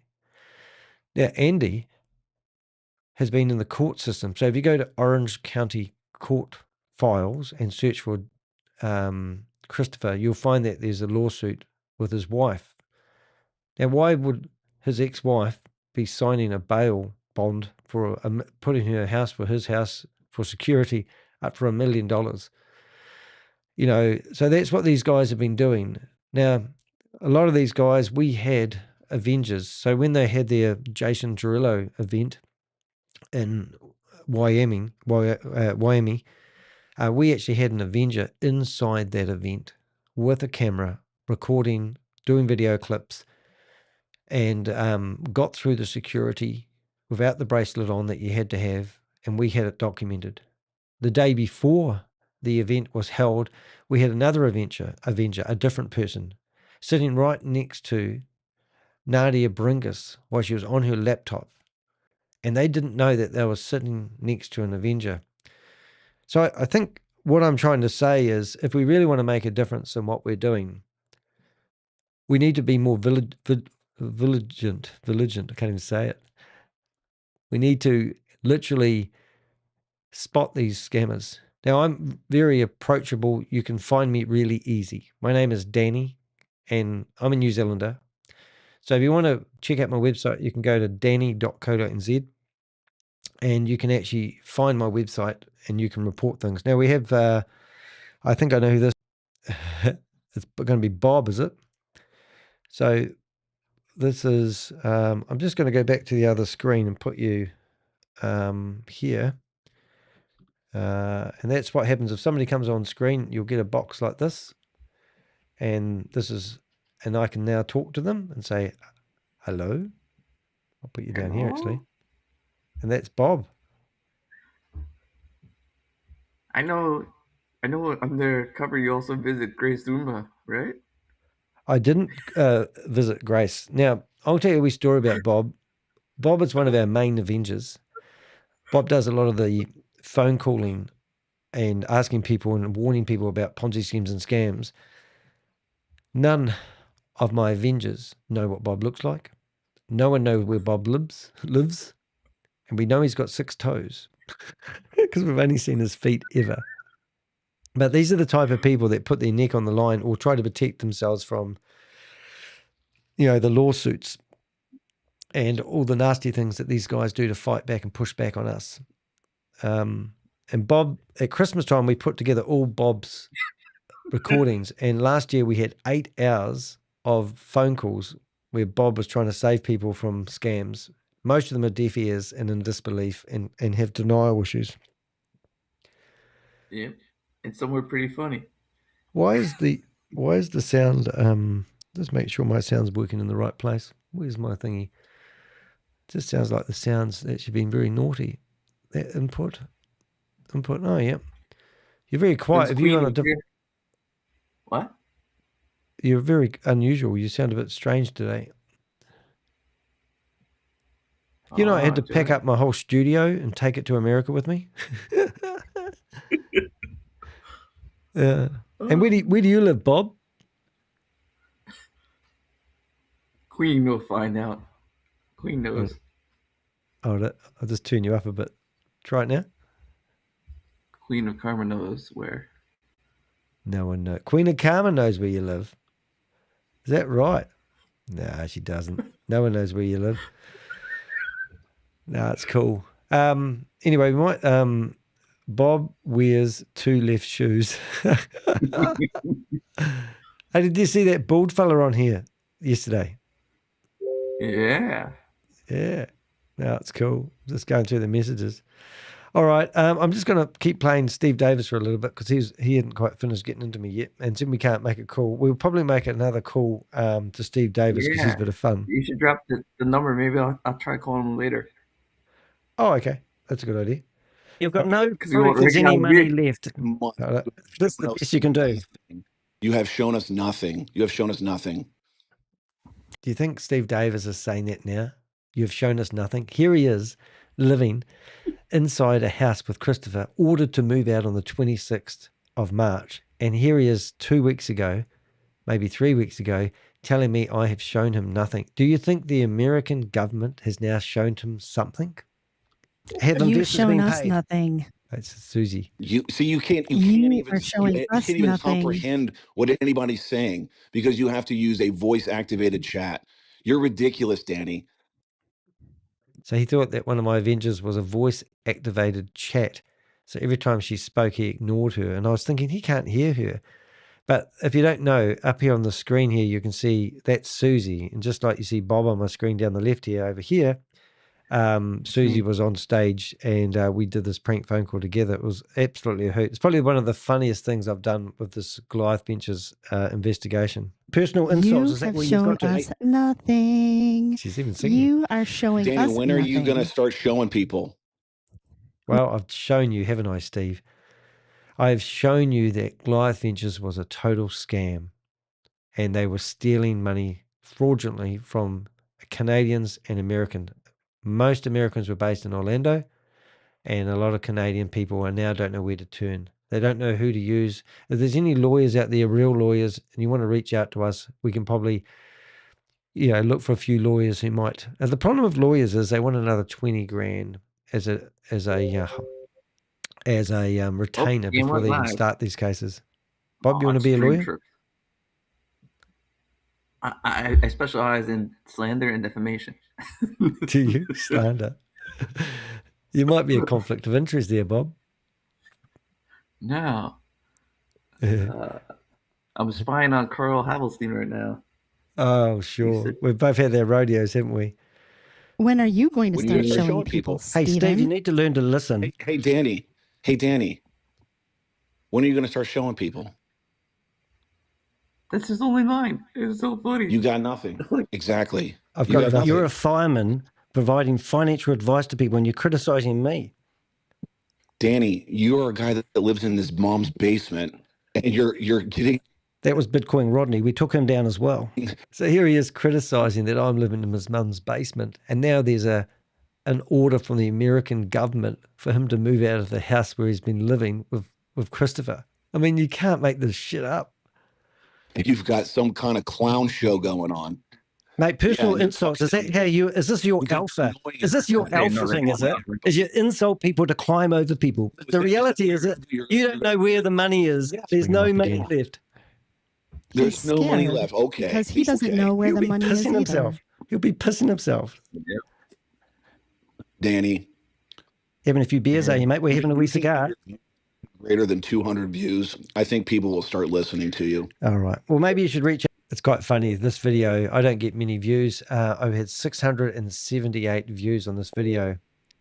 Very few comments, though. And that's the nature of what I do. People don't want to put their name down there in case they get, connected to the scam and Christopher comes after them. They heard the 8-hour phone call, Bob. Yeah, there you go. Like, oh, this is quite funny. We've got, I'm ringing up Chris Davies now, who doesn't want to talk to him anymore. And he's got nowhere to live. So here he is criticizing me, thinking that I live in my mum's basement. And the guy is now a homeless, jobless firefighter, which normally are there saving people's lives. Where you gotta live now? Yeah, you can't make this shit up. Shout out to CoffeeZilla, mate. He has normally about 7 or 9,000 million views on each video. Who you went and got with? No. And you had to... CoffeeZilla is investigating you now. Hey, do you want to ring up... Why don't you ring up CoffeeZilla and tell him what you know? Look at me. Look how great I am. Danny, you haven't done crap. You haven't done crap. How about that, guys? You've harassed. Now I know you're getting desperate. You have harassed a bunch of people. I'm desperate. Continue They all reading use from the same line. Mate, just keep digging your hole, Stephen. You've got no... What was that, Bob? They all use the same lines. You I know know. nothing. It's like a like bingo board. You know how we always You say don't they've got understand Scammer Book 101? These guys just go to the same... If you've been challenged by a YouTuber who's calling you a fraud, you must say, you've got no money. You're nobody. It's like standard. Oh, wait. And the free space in the middle. You don't understand the business. Yeah. You don't understand the business. Yeah, that's right. Oh, what's that there? It's like, I understand the multi-level marketing business probably better than they do. Yeah, I'm just trying to look. I'm just looking through some of I the know the guy who designed the comp plans for MLM, so I know every single comp plan on MLM. Oh, here we go. No proof. I You've had had the your guy- Business Insider. You've had your Business Insider article removed by an amateur YouTuber has removed your Business Insider magazine. You just overtaught me. You're just a mongrel, mate. You're not a fireman now, mate. You've got too many flames and you can't put this one out. More fire than Your building is on fire and you've got no ladder and no water. Where do you hide in New Zealand? Are you still scared of your family? Are you going to chase? Look at this. He gets really personal. He's obviously researched me. I was brought up a Jehovah's Witness. Unfortunately, I've had two people. Yeah, but I forget what famous person said it. It's like when you can't turn around with facts and you start slandering, and that's how you know they got nothing. Yeah. Like, personal Wish you sounded insults. better. Like that's all you got. Like I would love to have a That's why I want a conversation with this guy. I was like, what is he gonna say about me? He's got nothing. Well, I You're know. a And YouTuber. these guys hide gonna all their say you- lives and what they're doing, but I'm always transparent. I don't have any reason to have any secrets. I'm proud of who I am and what I am. What could he say about me? Well, you got 6 toes, Bob. He didn't see that video. He didn't say nothing about me. You're a YouTuber? No, I don't have a channel. Yeah. You got nothing. What are you gonna say? Yeah. Chase them around with a shovel again? So you're just Is that what you're going to allowing do? all of these people that you've worked with. Is that what people are going to do? Such a long are you chasing time. people still? You're still knocking on people's doors? Is that what you're doing? Well, you've researched me a wee bit, haven't you? You must be worried about me if you've researched me that much, mate. That's the funny I'm thing. worried about you. You are. You've gone right through everything you can trying to stop me, and you know that I've finished this company up, mate. Your wee McLaren car's going to get repossessed, mate. You call me. I call you a coward, mate. That's who you are. You're a coward. Now who's? No, you're a throwing it? coward, Now mate. You who's are a throwing it? coward. You would not even stand up to Took what you believe people in. you took money You're from making all people this stuff up for that was money. for all of their retirement How many funds. people have you You've stolen scammed? retirement money from people. How about that one, Bob? How many people have I scammed? Well, it's none, actually. None. Not one person have I scammed in my life. I mean, you guys might keep track of it, but we don't because we I don't know, scam people. If you believe the news, you're involved in OneCoin. You know, Dana Heck promoted OneCoin. The funniest false ad I've ever seen in my life. Oh, that's right. Because there's a interesting thing though. Like if we go back to promoted by my Mr. Dimitri. website here, and you click on smear campaigns, I actually have dedicated a page on my website to all the articles that people have written about me, which are literally smear campaigns. But if you come down to here, I've actually got 6 YouTube channels that have been set up to defame me. And then here are all these blog websites which are there to defame me as well, because this is what scammers do to fight back. And, you know, it's not ideal, but people go, oh, why don't you take them off? But if I take this, like one of the websites, I complained to Google and said, well, why are you allowing this rubbish to be on your platform? And they said, I'll reach out to the author. And I said, well, there's no contact details. Their domain names are locked down and you can't actually find this information. But here's this is a bad example, but here's broken images already. But here's a blog site set up, you know, basically to defame me, defamation if you really want to go down that track. And where's the other one? So let's go, you know, like if you go to Dehek Co. So my website address is dehek.com. And then somebody's gone and purchased a domain name, set up a whole website exposing Danny Dehek And sometimes people read these articles and go, "Oh, I read about you on the internet," you know. And look, they've even used this photo here. Like we did a website called Snuggler, and they've picked the photo with a kid, and then they basically put, this amazing slanderist. I actually find it quite comical, which is a laugh. I would wonder if you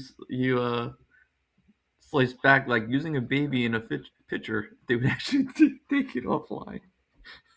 Yeah.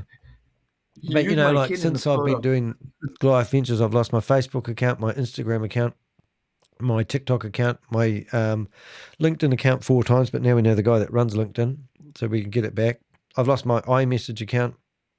I often get my WhatsApp banned because I've had my website denial server attacks for 2 months. I've had 10 copyright strikes, false copyright strikes, and false reporting to all. WhatsApp get banned.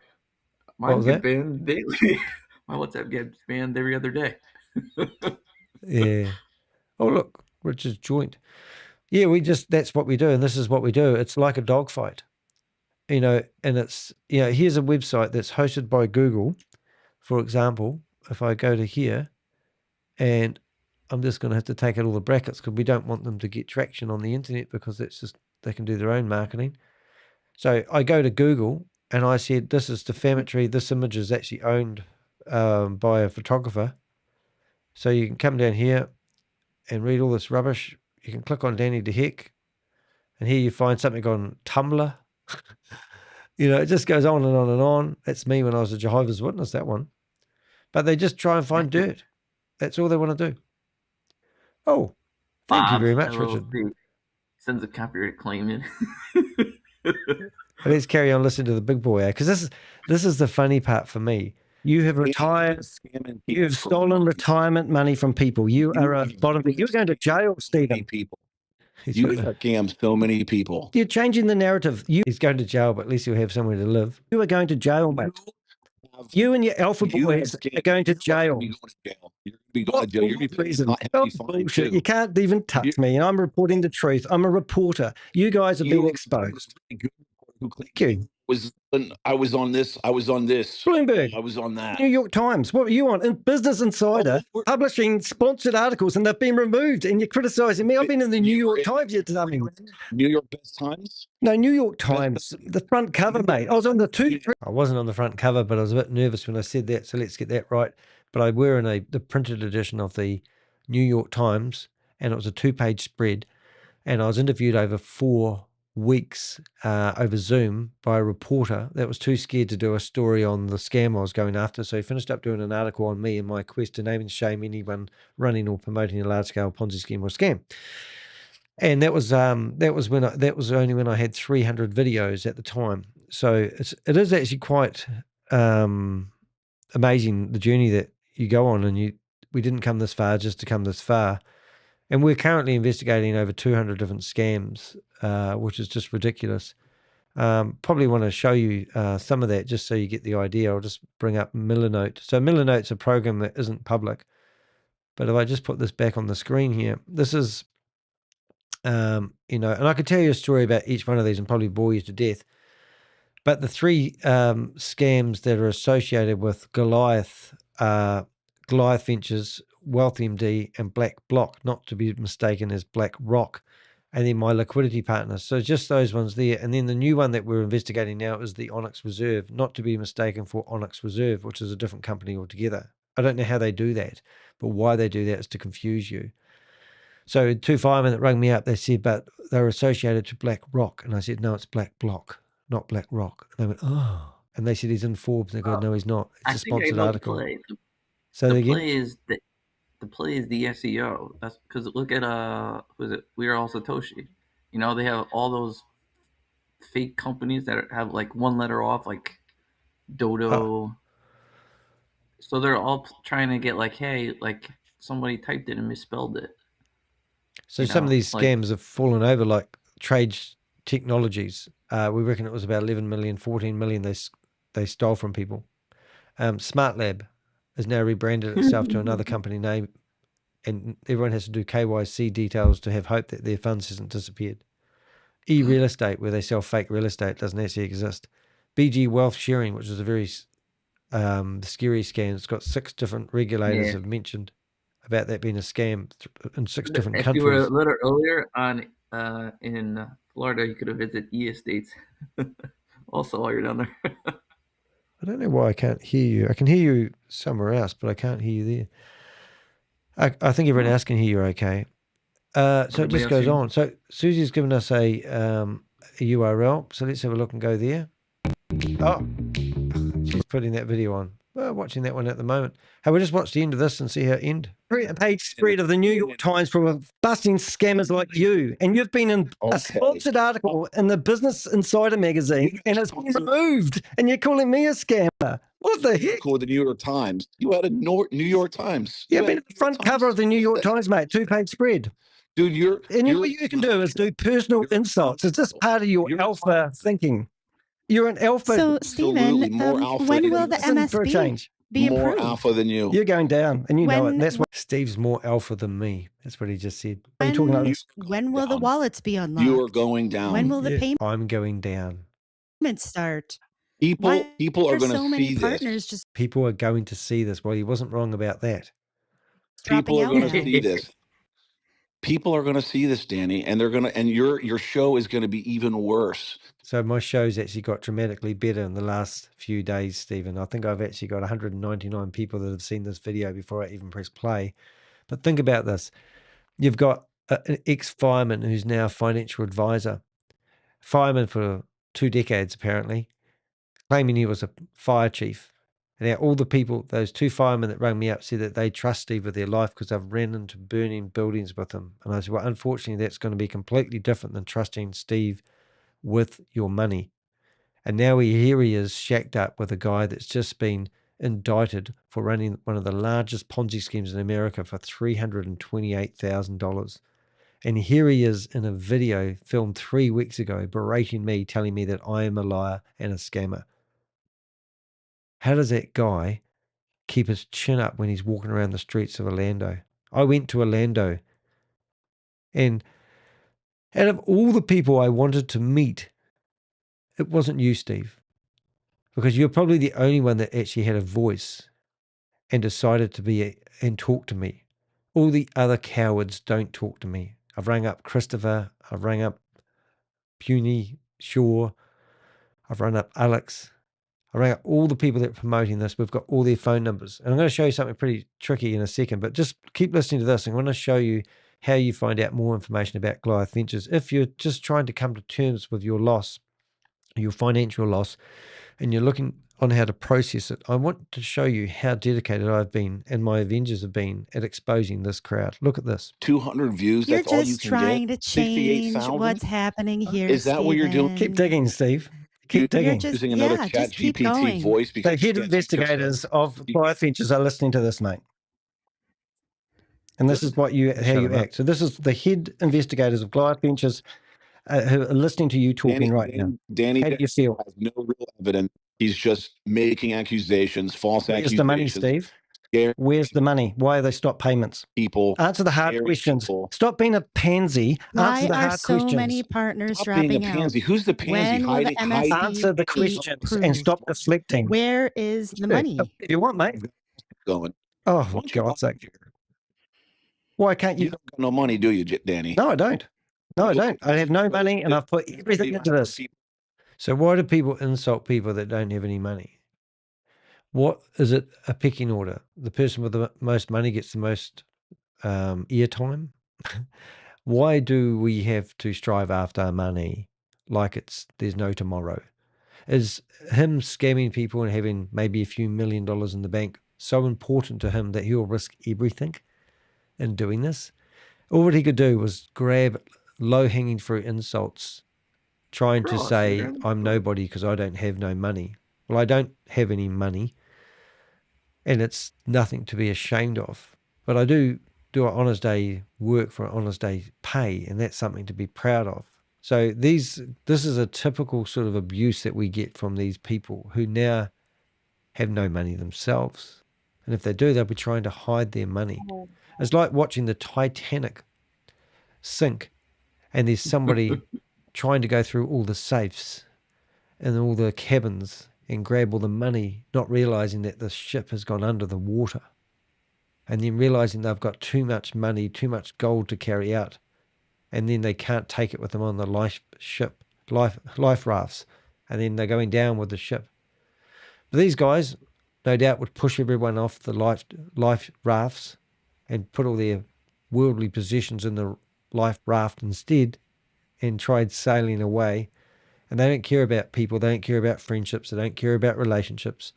Right now, I'm sure Christopher and Stephen are sitting together in a room, probably having a cigar going, "Don't worry, you got this, bro."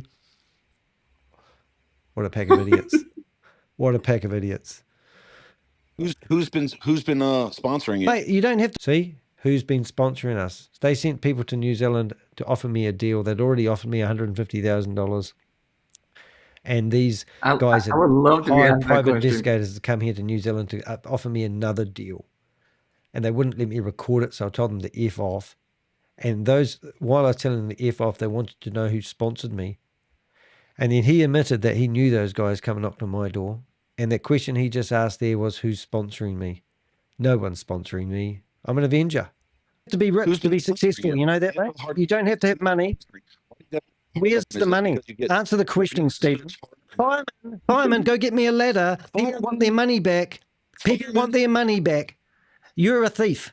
Where's their money? And you're calling me a scammer and you've got no proof of the money. You're a common day thief. How many people have you screwed? Oh, I'm screwing you, brother. How many people have you screwed, Danny? You. I'm screwing you because you're a thief.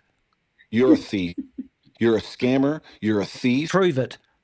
Man up. You prove it. Prove it. I have proved it. You're not paying people. So, trying to fight fire with fire with that one, but he's just like in that tunnel of insult. What do you think, Bob? They're hilarious. And if you want to know who I'm sponsored by? Larry Lane. He makes me go after him because he's a moron. It was his birthday yesterday, right, Queen? Oh, I know. Oh, I'll keep this one pretty clean, but I would like to do some Zoom meetings right now, but it's too late. I just want to give Steve Davis another. Yeah, there was one, but it was a boring one. It was Dream Trips. Let's just ring up Steve. I know Steve's watching right now, but he won't pick up his phone. I mean, you can go outside away from your flatmate, Steve. Oh, go on, pick up your phone, Steve.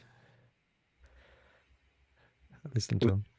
You've set up your own company under Why did you stop Goliath. the payments? Yeah. Why All did right, you I'm stop done the talking to you payments? because This wasn't a conversation, mate. You're a coward. That's who you are. You're going to jail. Now let's be You're honest. going to jail. Why? Alpha training wasn't working. Because you're a scammer. Okay, Steve. Go have a cigar, Steve. So are you just trying to change the direction of everything that's going on at Goliath right now? Why Is that what's aren't happening you in the giving background? us the information, Danny? Anyways, I'm done talking to you. It was fun. It was fun talking to you, but Is this what an alpha male is? Is this what an alpha? See, every time he wants to leave, I wanted to stay on the phone as long as possible. Alpha male is a coward that can't even defend or answer a basic question. You can't even tell us where the money is. So I've given him some bait and he can't help it. He bites back.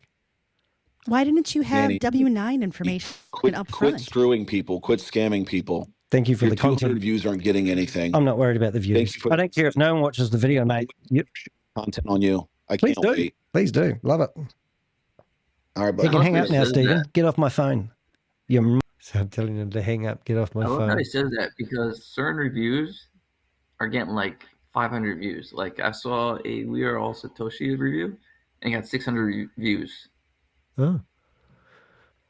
Good. So Mongrel. My phone. You Get called off the me. phone. You're No, get off my phone. No, get off my phone. I do this all the time. Scammers are so dumb that I control the narrative. Hang up now, or you'll be in serious trouble, Stephen. And he'll go like to the Star Wars people, let the droid pass. Hang up the phone, you coward. Where's the money? Why have you stopped payments for people? Why have you stopped paying people who have invested in you? Firemen have put their money on their mortgages so they can invest in your stupid Goliath Ventures. When is your name coming off Goliath Ventures website? He's a scammer. Why? He's a scammer. Take the money. He hasn't got any views. Are you talking he can't about show your friends? nobody. He's been dragging Must you be guys talking along about your for friends, months. Stephen. He can't get anybody. So this is the guy we're talking about at the moment. There's Stephen there. He's a This is all crazy you alpha. have, Stephen. That's pretty shameful. Said nothing. This is exactly what he does. Look at He it. hasn't said What he anything. does. Stephen Davis is the person that's on the phone at the tell moment, us. and we're going to sit here and watch It's this wee probably stupid because he doesn't podcast. know either. So he's worried about. I love it not because it's going to only, get me more you know, content. All right, mate. I love it because it's going to get me more content. I mean, he just told me I get no views, and because I posted a video about him, it gave us 1,000 views to his video. So he claimed. I mean, the guy's clutching at straws for content here, and he's a YouTuber. He's a podcaster, YouTuber. Need more content because you need to be publicised. It was going to be great watching you fall, mate.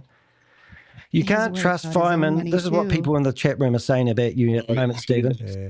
But go look at the video. That gives you enough of what we're going on. Look, I'm just going to give you a detour of, I'm not going to go through everything in now, but if you are trying to find Steve Davis's phone number, even Chris's phone number, even the travel assistant's phone number, under that link there that you'll see changes colour, if I clicked on that button, it will drop down and it will display everyone's phone number, but then I'll get done for doxing. Also, there is a WhatsApp group that you can request to join. We're still helping investors today. And this is the button when you click on Goliath Ventures. You've got photos of Chris with Kash Patel, head of the FBI director. There's Christopher with his mates with a 2,000 bottle of champagne on his head spinning around. Really? Are these investors or party boys? Now that's Steve Davis's Lamborghini. What was that one? So you've got those. You've got they've got history. This whole thing was about showing the NLP days. So that was the scam that got done by SEC a few years earlier, and Goliath Ventures was basically a mirror image of that. More bottle spinnings. Jason Girillo, private jets is where all the money's gone into fuel. Here's Alex. Anyone in here? I've had these people ring me up panicking, saying they're not involved. They just went on a joyride. Jason Newton from Canada. Tomo, who's now gone quiet. But all the blogs that we've done. So this blog, here's the first one. And we've actually done a series of 30 blogs exposing Goliath Ventures. We've done about 60 videos exposing Goliath Ventures. So to my surprise, I got a phone call today, as I said earlier on, from somebody who was still on the fence, 50-50, whether I'm here going after YouTube clicks or Christopher can talk his way out of it. And the US government send him a bill for $328 million. That's what they've tracked so far. But we've had a bit of a field day with this one. The purpose of the video today was really, I'm going to put Bob back on the stage here. All right. I'll put you there, but I don't know what else. Has anyone got any questions in the chat room before we disappear? Which would be nice. Like what concerns are people experiencing right now? Like do people not know where to turn and what to do next? That's probably the real question. Like yes, because it's the most confusing thing, I think. Wish you were coming through on my headphones. What was that? I said that's probably the most confusing thing. What do I do after Yeah. you're involved in it? So we are concerned about people in Canada, we'll be honest. Most of this investigation is America. So we are asking investigators, what do we do with all the Canadian people that have, lost money to these scams? Who do they report things to? Queen of Karma's a YouTuber who's based in Canada. She's in the chat room at the moment. By all means, reach out to her, ask her who you report. Yep, so it's Queen of Karma's in Canada. She'll have some links where you can report these crimes. Now, reporting really does make a difference. We know people, like somebody submitted some evidence to the government in the US, and when they did the indictment, one of the graphics that they submitted in evidence was used in the indictment, which is pretty cool.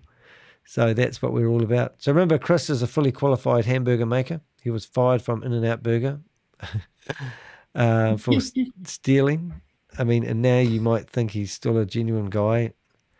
Way back. So we started, this is the 10th of September, we found out a bookkeeper was running a $500 million company.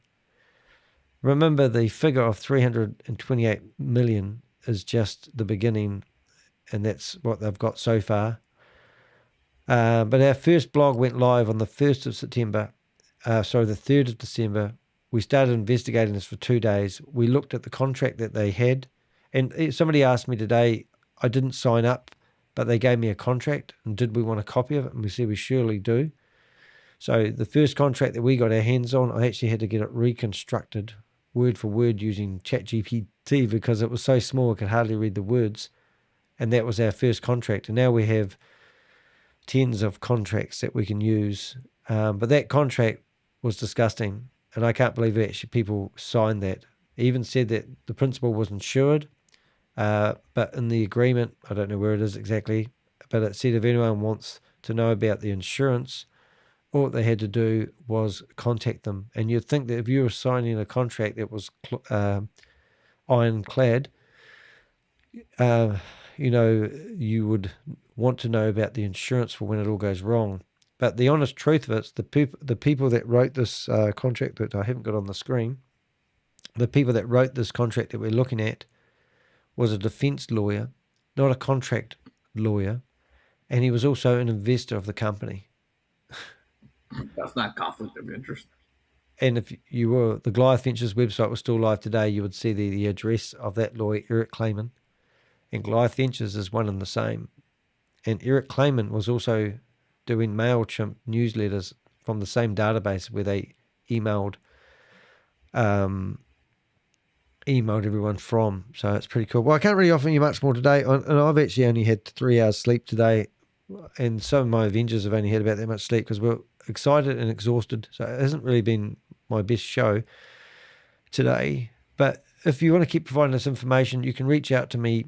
Download Signal and search for my cell phone number, which is on my website. And, we are not finished. We are just starting, which would be really, really nice. So that's really, really cool.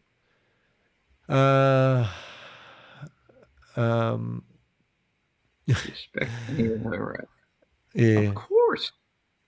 All right, Bob. You can say goodbye to everyone today. Now we start the Bob show for next 3 hours. Somebody asks, well, I can't do. So actually, these questions are good in the chat room. I'm sorry for ignoring them, but I'm going to put that one on. How's the DG Wealth Group going? They're still all right. Do you expect any other arrest? With my hand on my heart, I got interviewed by a big reporter, and he said to me, did you think that Christopher was going to be arrested? Now, this is probably contradicts everything I'm all about. I said no. I thought this could go on for ages. So I've always said I would like to see Christopher, Nick Petrello, Matt Burks, and Piers Curry, and now I'm saying Eric Clayman, all arrested and charged for fraud. Negligence is not an excuse for bad behaviour. So do I think there's going to be any other arrest? After I've seen this one and after talking to the investigators, they are still working like beavers. I know that I'll just say FBI has actually knocked on Nick Petrello's door. I know that some of my victims that I've been speaking to said that they had people turn up at their house and they got shown pictures of Nick Petrello and and they were asked to identify him like a lineup, like a mugshot. So we know, what we do know, we can tell you is there was a Microsoft Teams meeting and one of my victims was in that meeting and there were 14 people from all different government departments. So do not think for a minute that that Christopher is going to take it for everybody. Now, Christopher has literally decided for weeks he has been helping with this investigation. So just process that. Why would Christopher be helping this investigation if he wasn't running a scam? And also, we now understand why he's out on bail, because he probably has been helping them. Yep. And if we can do anything to find any leftover money or funds or assets. Now, these guys, they knew they were going to get caught. So I believe Nick Petrello, I'd actually, if you want to do the betting thing, we could bet that Nick Petrello is the next person to be indicted. And we've got more evidence than you can poke a stick at just from our open source intelligent investigations. But when we know there's people knocking on doors, holding up pictures, interviewing people face to face, and we see 14 government agencies in a Zoom meeting or Microsoft Teams meeting, you know, is there going to be any more arrests? It's good. Is there any other questions? When's the next update on BG Wealth scam? Well, yeah, as we said earlier on, we actually, it's a good question. I'm just going to go, I think these questions are good. I actually really enjoy questions coming in. I don't normally have such a interacting. BG Wealth, they're just doing the same thing. They just keep buying Say the that again, mate. memes. BG Wealth they keep going, but I think the Indian lady, Gagan Soraka, is going to be in huge trouble. She's in America. Why is my screen gone funny? And her fake holistic company, with her two partners, are going to get killed. I wish I could hear you better, Bob. And I think people can hear you fine, but unfortunately I can't hear. I'm just trying to get my chat room. I don't know why my screen keeps going back to that one for. I'll just see if I can actually get this. And I'm starting to figure out there's certain Zoom meetings that are open an hour before the meeting, and the mics are unmuted because there's no co-host, but they open the meeting and then leave.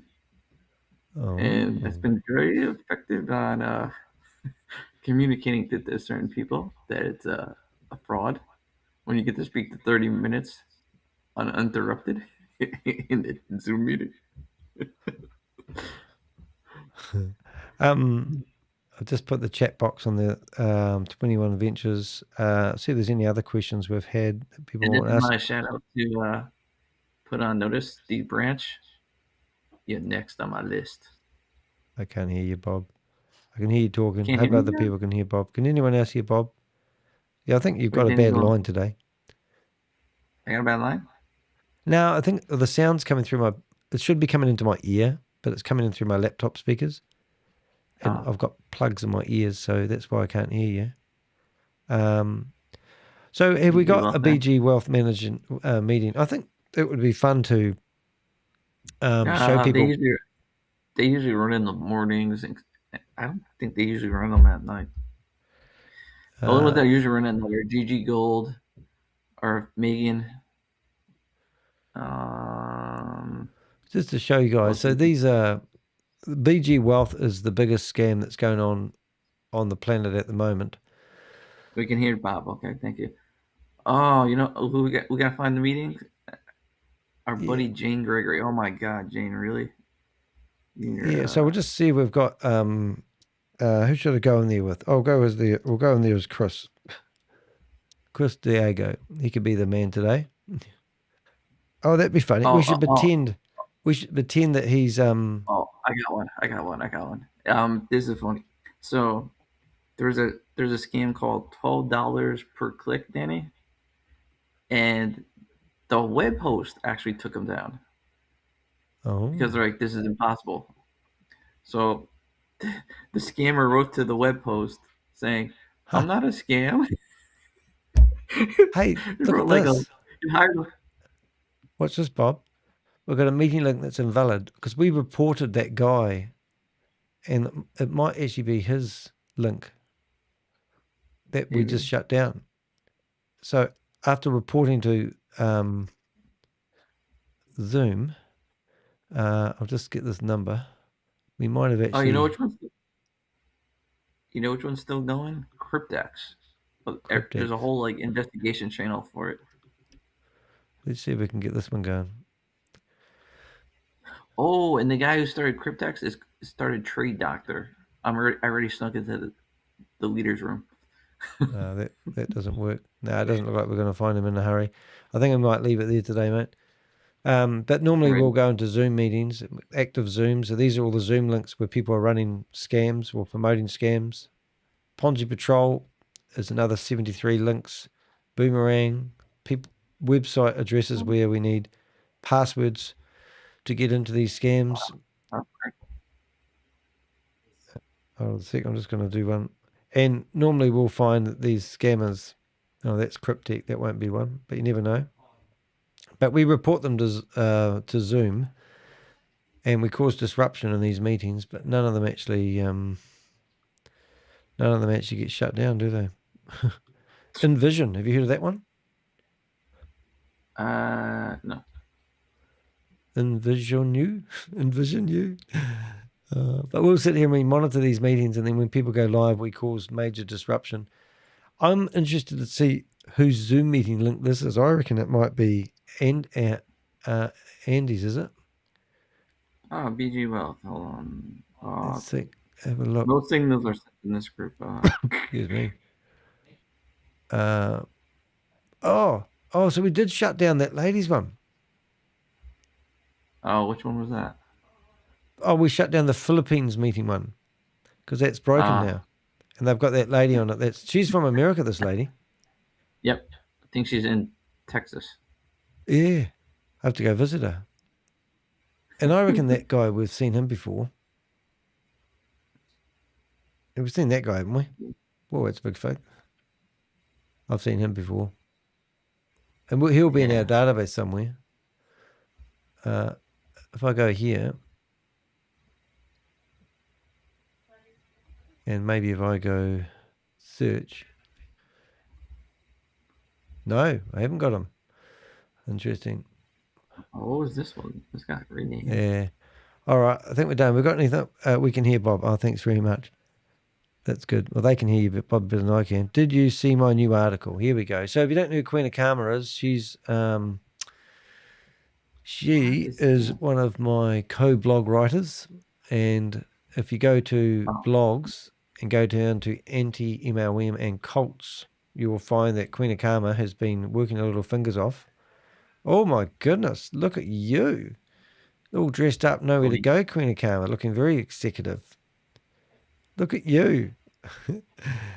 Well, since when have you got long hair? That's good. So Queen of Karma is an official blog writer, and she'll write blogs about a lot of the Ponzi schemes and scams, but mostly breaking down, what makes these companies scams and not legitimate. Also, if you check out Queen of Karma's channel. Who's Spy's back? I don't know. Let's have a look at Queen of Karma's channel. And you can see members only videos, popular videos, and then she's got them all broken into different categories. Where are you? And this is quite cool. 6 years ago. Hi there, my name is Beth, or Queen of Spade. Thank you so much for coming to my YouTube channel. I really appreciate it. Of course, Fred wants to say hi. He does feature in a lot of my videos. I do make anti-MLM content. I'm also branching out and doing other things, so please do subscribe. I'm a mom, I'm a wife, and I just want to have some fun. I just want to throw some spades at the Humbots, I used to do It Works, I used to do Sensi, and now I'm just here to have fun and hopefully make a community and get some info out there. So please do like, please subscribe, be sure to share my videos with all of your friends, and let's have some fun and throw some spade. Let's throw some spade. Oh, Queen of Karma. Oh, and you can buy merch from her or buy merch from me. So there you go. Well done. But yes, she writes quite a few blogs, and you'll find them on my website. And you did have long hair. I take it back. So it's pretty cool. But anyway, that's us for today. I think we've done enough. We've got any more questions in the chat room that we didn't answer? I don't think we have. I'm sorry for people who have lost out to scams and the like. That's not what we like to see. Should I tell them the surprise? If you don't know where to turn, Bob. In the near future, Danny's second channel will have to earn more money than the MLMers. I don't think I've got enough energy to think about doing a second channel. My first channel is hard enough already, mate. Great work. Oh, Ponzi It will be Patrol. supported by Bob. Do you know Ponzi Patrol? I've seen him. I think I've been in a few rooms with him. I used to have, let's have a look at Ponzi Patrol. Now, Ponzi Patrol did a huge investigation on a fake CEO, and it was such a crack up. I'm going to play it. Was that the actor dude? Do you remember it? Oh, here he is. This was the best. If you ever want to see anything, he got a disposition. Is it called disposition? And I found him now, so let's put that back. Here it is. And he got to sit there with Scott Morris and grill him. I actually thought we had done one, but you claim that we haven't. If you want to see something funny, sit here and watch this. He got it recorded, and then he can put it on his YouTube channel. But this is amazing. But the one that I want to do that with Larry Lane. Larry Lane, Carl.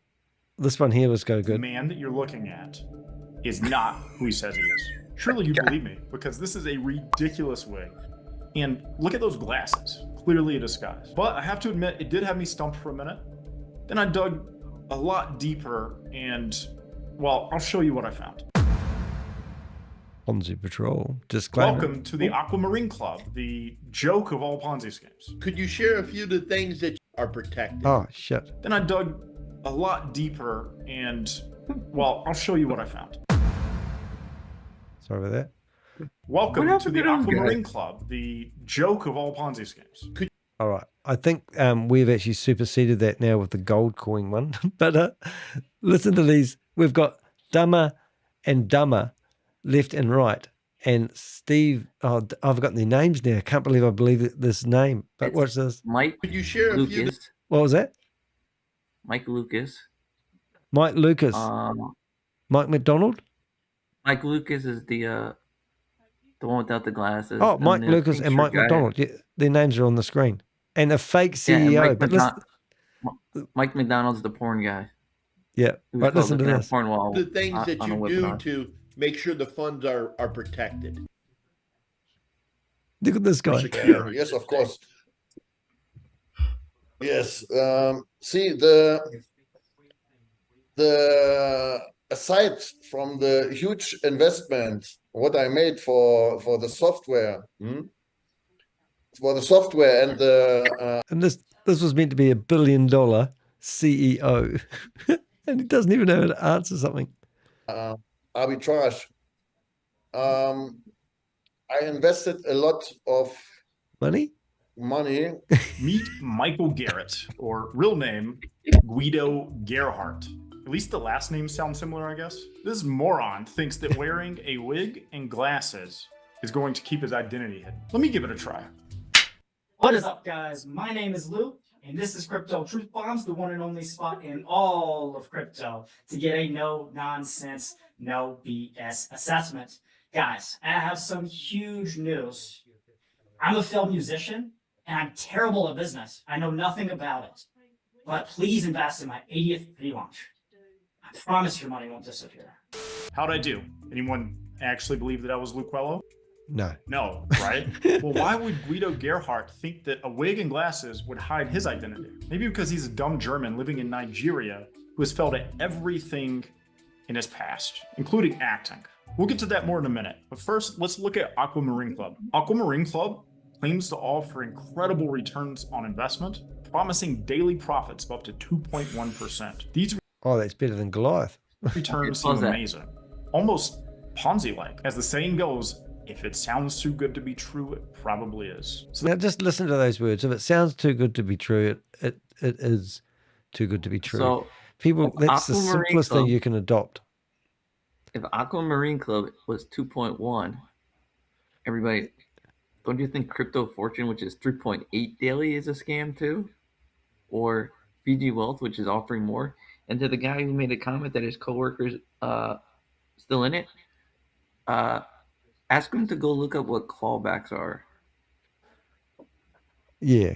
And you might want to tell him if he doesn't return the money, the profit money, I hope he is ready for jail for about 1.5 to 2 years, because that's the average court case when the court case comes around. Now, let's not forget, they're still putting out warnings for OneCoin, Hyperverse. We just saw one that came out for Hyperverse. Remember that one, Danny? And there's still a RICO case on Novatech, which was another big one. This goes and on guess and who's on. on that? Anthony Carry on, Delgado. Bob. I can hardly hear you as it is. What I'm getting at with this one here, it's, it all sounds too good to be true. There's no such thing as 2% per day, and especially coming per day. Especially, we got something here. You said that Steve Davis got fired from the fire brigade in 2022. I think that was. Yeah, there was more to that, because he's claiming that was because he wouldn't do the injections or tell his guys to get the COVID injections. But I think this was actually before then, wasn't it? So, yeah, so we did see that comment. Just wanted to acknowledge we saw your comment coming in there. And you worked with him for many years. We would love you to get on stage and tell us. Feel free to join us if you want to. No obligation. No, was it? Yeah, no obligation. But I'll just put the link. We'd love to know, your opinion on him. I'm actually going to put that link and make it stick to the top. Yeah, you should do that. There you go, and you click on that link and be another Bob on the stage if you want. So let's just listen to some of this again. That leads to the next question. Who would be dumb enough to put their money into this scam? From my experience, there are 3 kinds of people who invest into these types of schemes. The first are people like Chris. I messaged Chris on Telegram to warn him that Aquamarine Club was a scam. He says, I know it's a scam and the CEO is fake, but please don't ruin this until I have time to get my money back with profit. In other words, Chris knows that Aquamarine Club is a Ponzi scheme, and he's okay with stealing money from later investors. This type of thinking seriously lacks morals. He may as well snatch purses from old ladies on the street. It ends up being the same thing, but worse. Over 90% of people. All right, I'm going to jump forward to the good secret cyber sleuth skills, and I found this. Look at the eyes. The eyes give him away here. This looks exactly like him, but who is he? And how can we actually verify who this fake CEO is? Well, this image came from a thumbnail on YouTube of a Nigerian rap song. And what is a German national doing in a Nigerian rap video? The only answer I could come up with is that he had to be an actor. And I was right. Here he is in a 2018 movie in Nigeria. Lizzie, calm down. Please, I beg you. Calm down, Lizzie. This, what you are telling me. Any marriage has its challenges. You have to talk with your husband. Bad actor. Oh my God. No wonder he turned to scamming. That is absolutely terrible. Here are a few more photos of Guido Gerhardt whenever he was younger doing some acting or some film things in Nigeria. Ugh. And here's Guido, or Presido, as he was going by here, in a billiards tournament in Nigeria. Presido means president in Pidgin English, which is what they speak in Nigeria. Interesting choice for a nickname. He probably should have used CEO instead. And here I found that he lives on this street in Ngunu, Nigeria.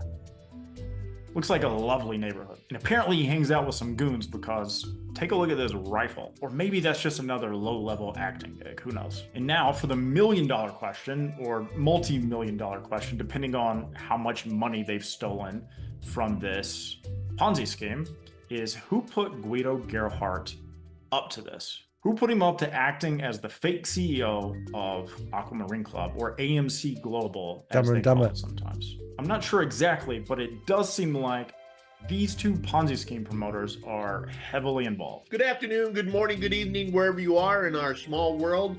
We're very excited to share with you an amazing opportunity and one of the most honest, upfront, transparent CEOs that I have come across in the last 15, 16 years in this industry. I know. So you got Mike Lucas, Mike Donaldson, the 2 Mikes, what we call Dumber and Dumber, and they were promoting scam after scam, and they're both retired, and they sit at home and they get in these meetings, and we go in there and we cause disruption to these meetings, and that's what we normally do. So this is just what I'm getting at here is we are fighting with these scammers all the time. Most of the time we fight with them because there's people who promote these Ponzi schemes like Mike, and they get a commission every time somebody walks over the cliff. And that's exactly what we do. So we can't stop people walking over the cliff because the people that are saying it's not dangerous are the people that are getting paid the commissions. And we've written to Zoom and we have yelled at them.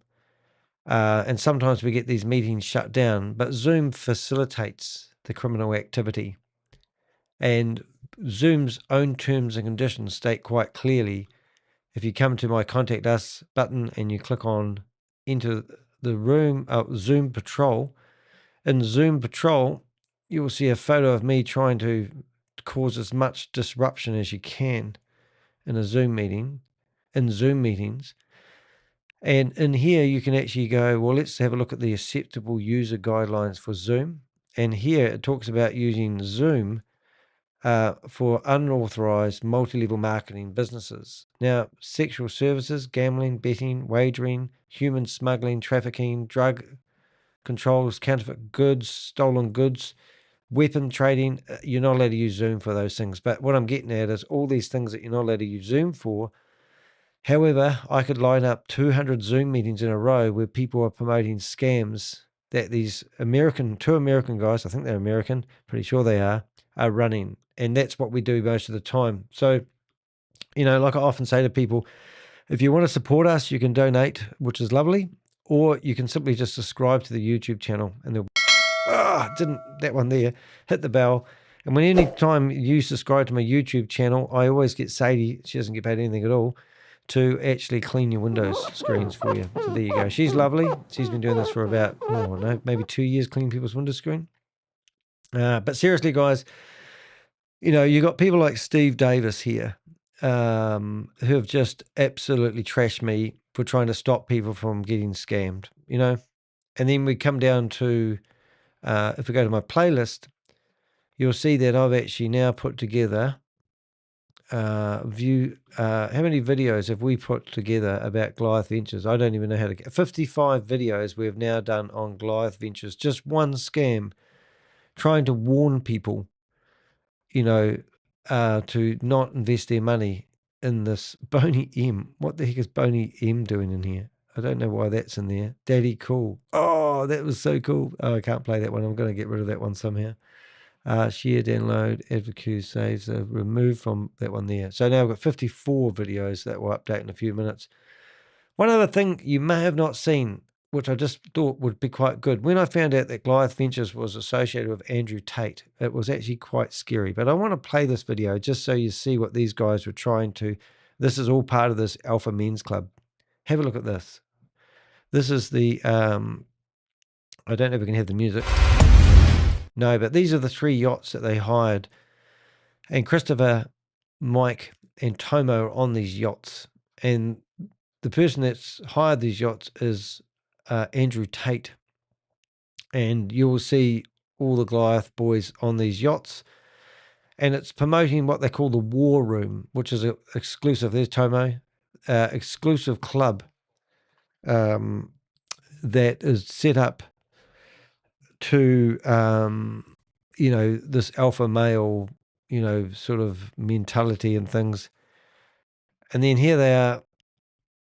Next minute, if you come along here enough, you'll see that these guys are all together in a meeting, which is about, I think it's number, so there's, whereabouts are we? There we go there.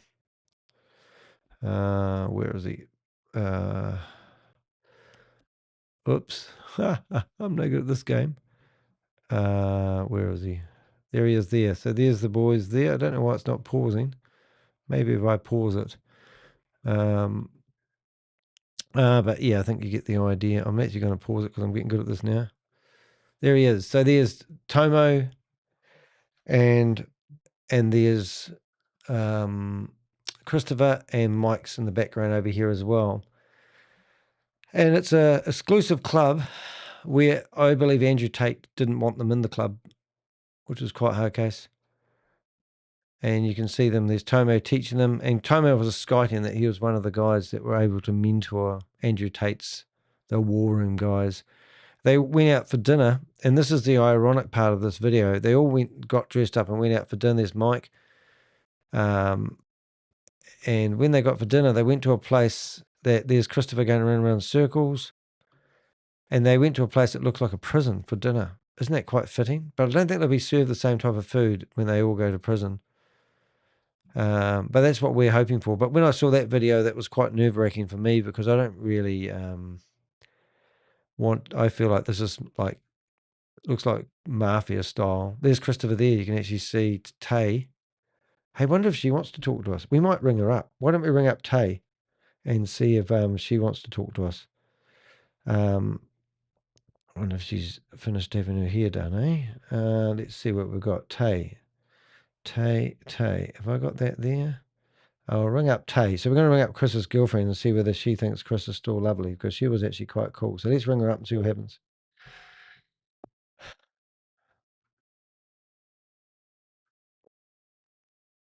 Because she's meant to be quite innocent or very dumb.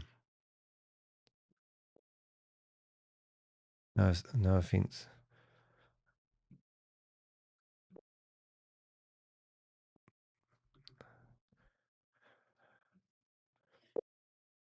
Wonder why Tay doesn't want. I wonder why no one wants to talk now, but they all talk big time at the start, don't they?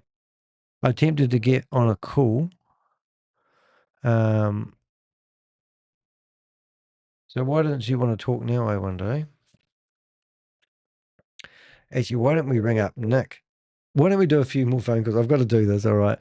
Well, let's see if anyone's going to talk. I'll leave the chat room here. Any questions you'd like to ask, if I get them on a phone call, please just do ask them.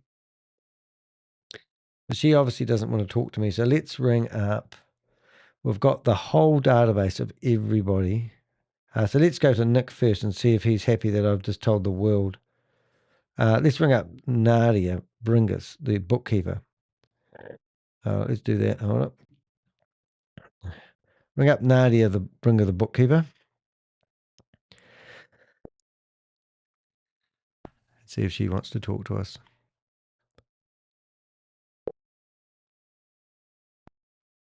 Yes, he's been arrested.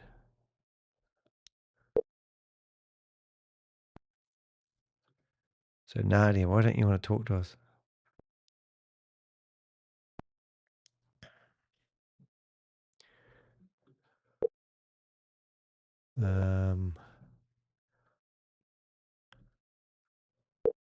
No, she doesn't want to talk to us. Let's go and ring up next person. Let's get rid of that. We'll go to next one. We're going to ring up is Alex. He's selling his Ferrari, no doubt. Alex, there he is. Let's ring him up. Signal, we'll try ringing him on Signal. Because these guys must be, hey, Short Ticks, nice to see you here. I've seen you for a while.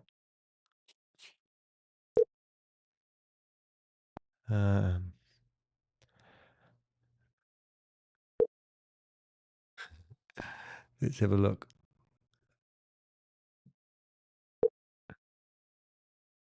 I've not seen him for a long time. So Alex doesn't want to talk to us. So let's go find somebody else. We're going to go ring up. I'll go straight for Nick.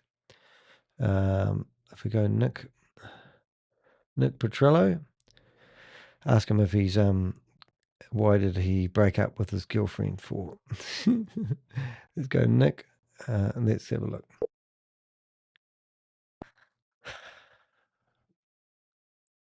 And then we'll ring up Nick's sister next. We've got all their phone numbers.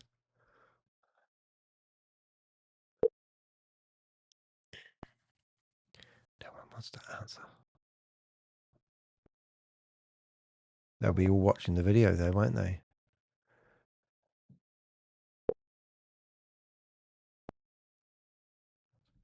Right, Nick. Why don't we try ringing up Christine? and see what happens there. Nick doesn't want to talk to us. Christine is Nick's sister. So we'll just search for Turner because that's her last name. We'll see if she wants to talk to us. It's Jerry and Christine Turner. Let's see what we've got. Signal.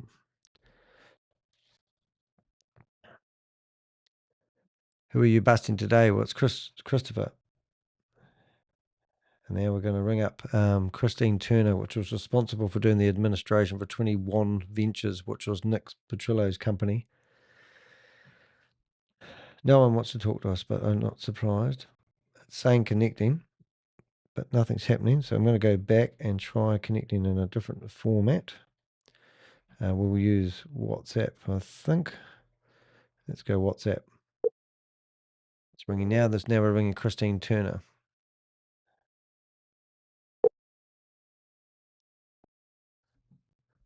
Then we're going to ring up Matt Burke next. Michael Hernandez. We'll ring him up after. So they'll remember that we are. So Christopher Diego, if you don't know, has been arrested and now released with $1 million bail. His wife has co-signed on the bond. He's been indicted for $328 million fraud. And Christine does not want to talk to us. No surprise there. No love lost, though. There is there. All right, so now we're going to ring up the next person, which is going to be, we'll ring up Matt Burks. Matt Burks, and let's see if he wants to talk. Let's go here. Signal. Let's go. Oh, I think something's gone wrong here. We've got a problem, Houston. Okay, so we're going to use WhatsApp. That's the one there. We'll use WhatsApp instead. Unavailable. Oh, really? Wonder why that is. We've got. I'll just go to signal. Call failed. All right, so let's just do. I don't think we're going to have much luck here, guys, but it's just a bit of fun. I mean, none of these guys want to talk to us anymore. There's no love lost, but that's all right. So let's go Mike. Let's go here, and let's go WhatsApp. We'll ring this guy on WhatsApp. This is Mike Chuskinski. Unavailable. Why are you unavailable? All right then. No, Mike doesn't want to talk to us. We'll just try that again. And try that one there.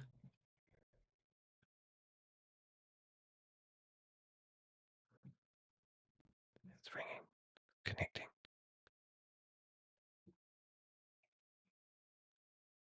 And the problem is when you were trying to contact them originally, you had to ring up Goliath Ventures from Eric Clayman's office. And then they would ring you back if they chose to. But now they're sending out newsletters telling everyone they're in the same boat as you. These guys do not want. So if you go to my website, click on Goliath Ventures, you can find all their phone numbers. You can ring them up yourself and ask where your money is. What have we got? Stephen isn't arrested yet. No one's arrested. Well, Christopher is, which is a shame. It's a waste of a good pair of handcuffs. But let's go through. Let's see. Now we've got Steve Davis. If I want to talk to Vince, wonder if Vince wants to talk to us. So here, Vince is claiming he's a victim. So let's have a listen and see if he wants to talk, because victims always want to talk, right? So if they don't want to talk, what are they hiding? Or I can't talk because of legal reasons. And we'll ring up Tomo after that.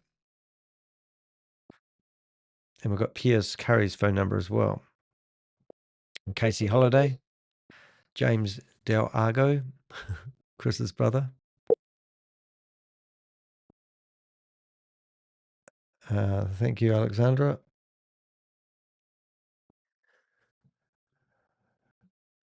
Just had somebody said they're watching me. Chris's brother. I'm just going to give somebody who said something nice to me.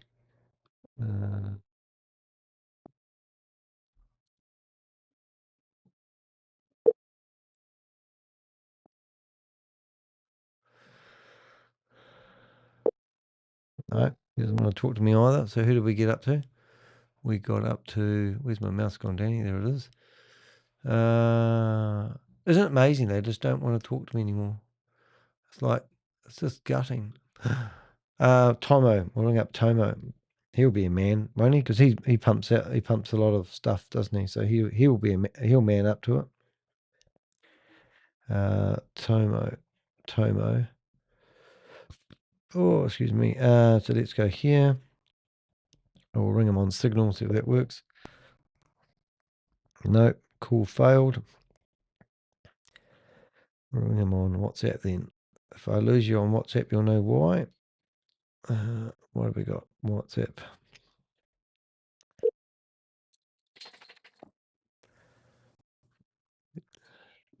Come on, Tomo. None of these boys want to talk anymore, eh? I used to have the screen on the names on the screen so you could see me dialing. My phone on the screen, I should say. But now it's too complicated.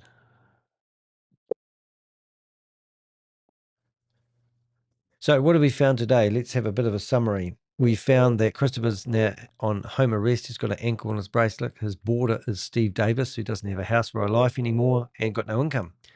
We also found that he had to put $1 million bond up. His ex-wife had to co-sign. We found out that Nick Petrello has a mistress for 3 years, and we're going to keep reaching out to her because we want to know the facts.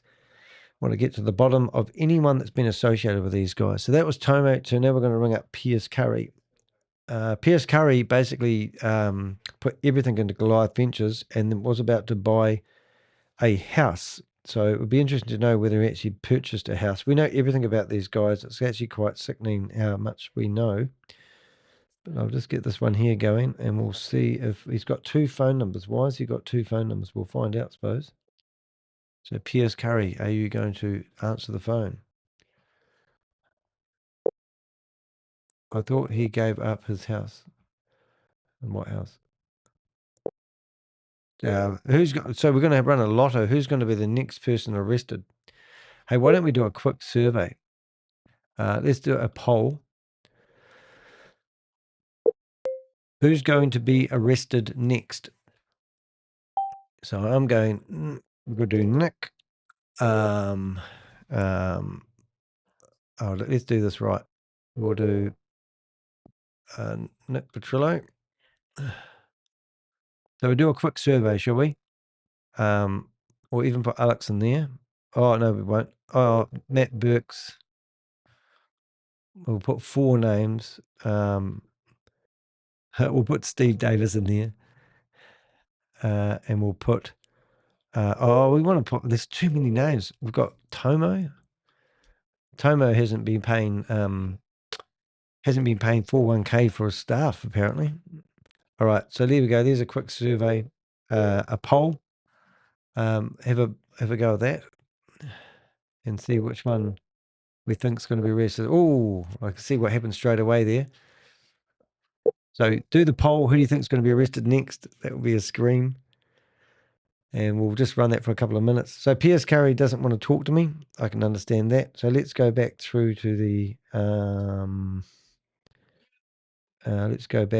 next person in the line. We're going to go to Michael Hernandez. Michael Hernandez. And we'll go ringing him and see.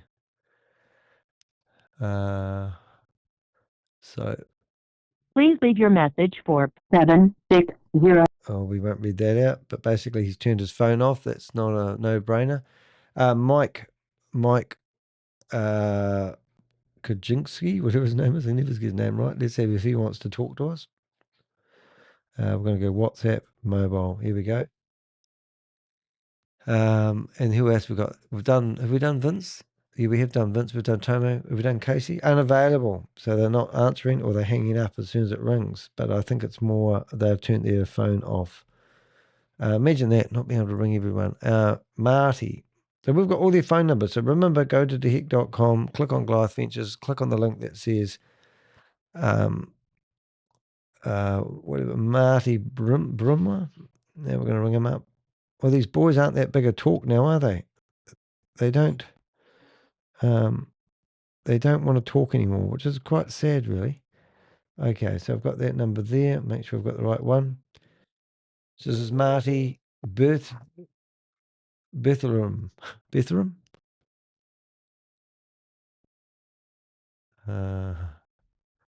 We've got 60% of people think Nick Petrillo's going to get done next. Come on, vote. Put your name in the vote. No one can see who votes. It's just a number. So we've got 60% of people think Nick Petrillo is going to be arrested next. And then we've got Steve Davis and Piers Curry. Matthew Burtz, no one really knows him, but I do.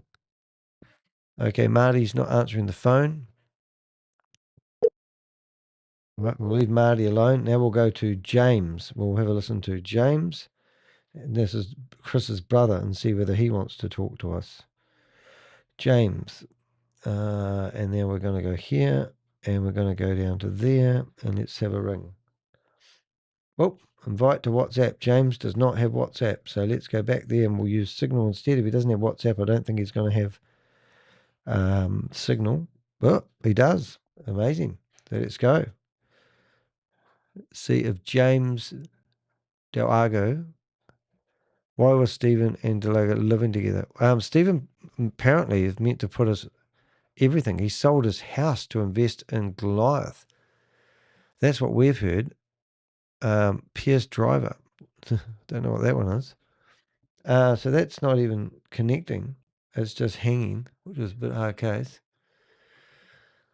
Yeah. Alrighty. I think that's going to be it. I'm going to ring up Lee, which is their travel director. Meant to be a lovely lady, but she must have still been paid. And we'll see what happens here. That's the last one we're going to ring. Sorry, it's a bit boring, guys, but this is what we do when you guys are sleeping. We go Lee. Let's go to Lee and bring her up. So she won't know who I am because we've just recently got her phone number.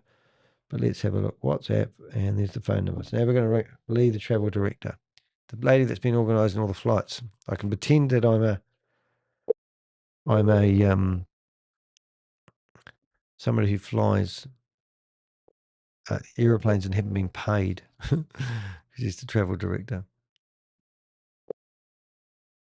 But yeah, that's been a waste of time. There was something else I wanted to do today, which I thought sound it out, Danny. No, it doesn't work. I forget. I spent a year trying to learn phonetics. It never works. Oh God, he has children. Why would he do that? Yeah. So just shutting down some of these windows. Dumb and Dumber. Thank you, Ponzi Patrol, for that one. There's Steve Davis there. Just make sure I can put him back on the screen. So we're saying goodbye to Steve Davis, a hero fireman now disgraced by being associated with a scammer, even living in the same house with him while he wears an ankle bracelet. Who's going to have the next ankle bracelet? 62% of people now believe that Nick Petrillo is the next person that's going to be arrested. There was Christopher in his car. Mr. Delgado, West 2 Investigates. Can we talk to you about the charge against you? No comment this time. Thank you, though. No comment this time. Did you run a Ponzi scheme? Have a good day. Taking millions from people and putting into your own pockets? Good questions. That's what the government alleges.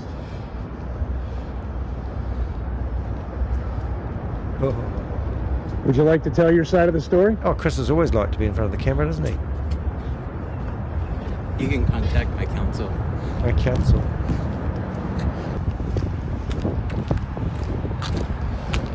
Now, of course, if Chris was innocent, he would have had his counsel with him. Have a blessed day. That's the last time you drive a BM, whatever that is. Or something. Yeah, so that was pretty freaky. But let's just have a wee look here while we're here. Let's go here. Let's go to Google and search for Goliath Ventures. Let's go to the news area. And I think we've covered all the news articles to do on Goliath Ventures today, 2 weeks ago.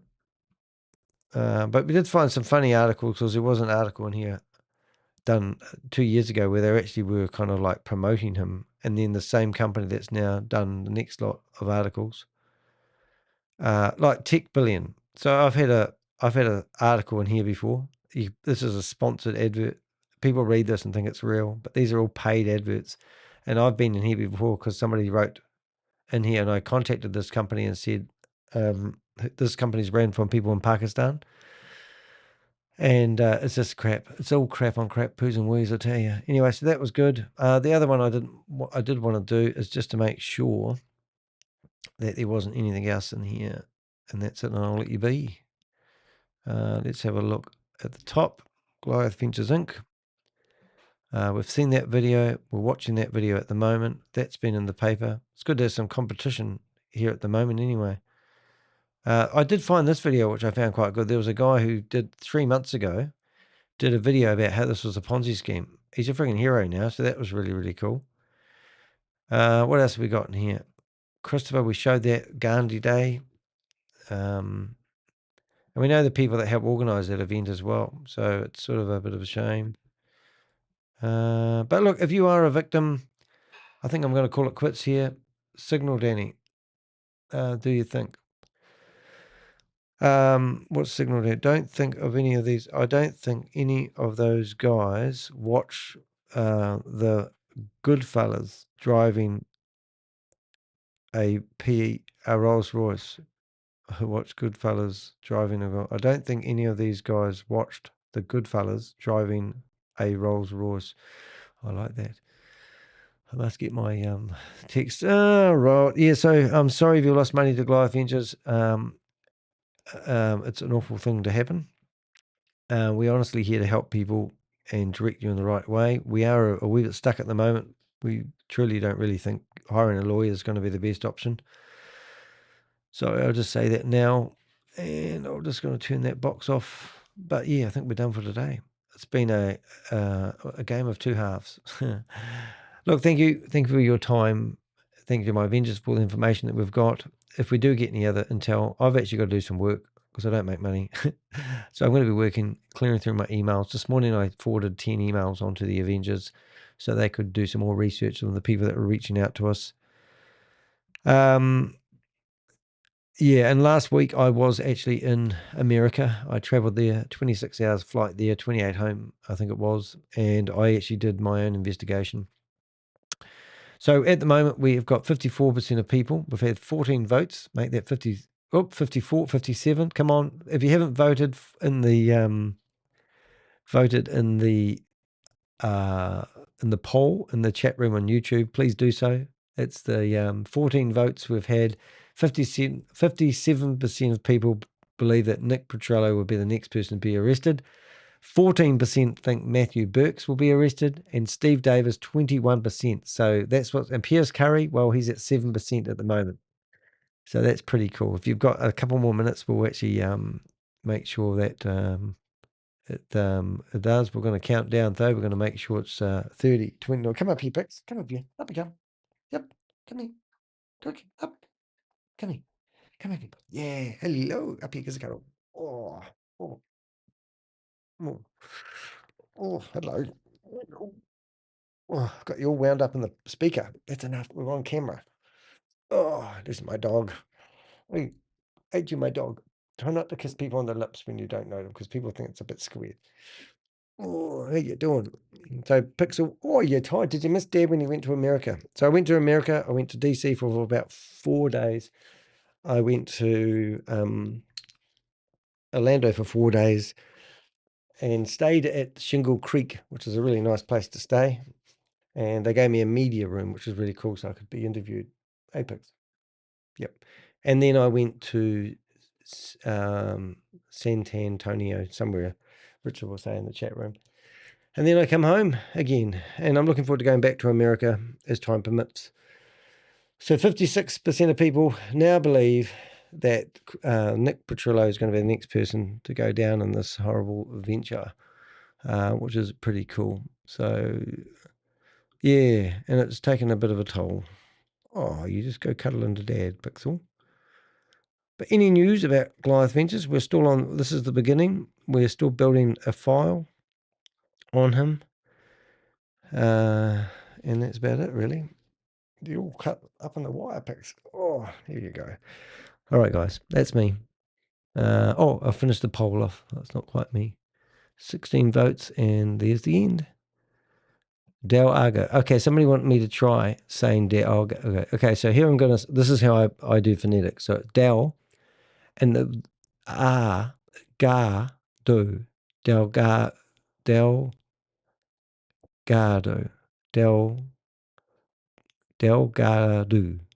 Galdado.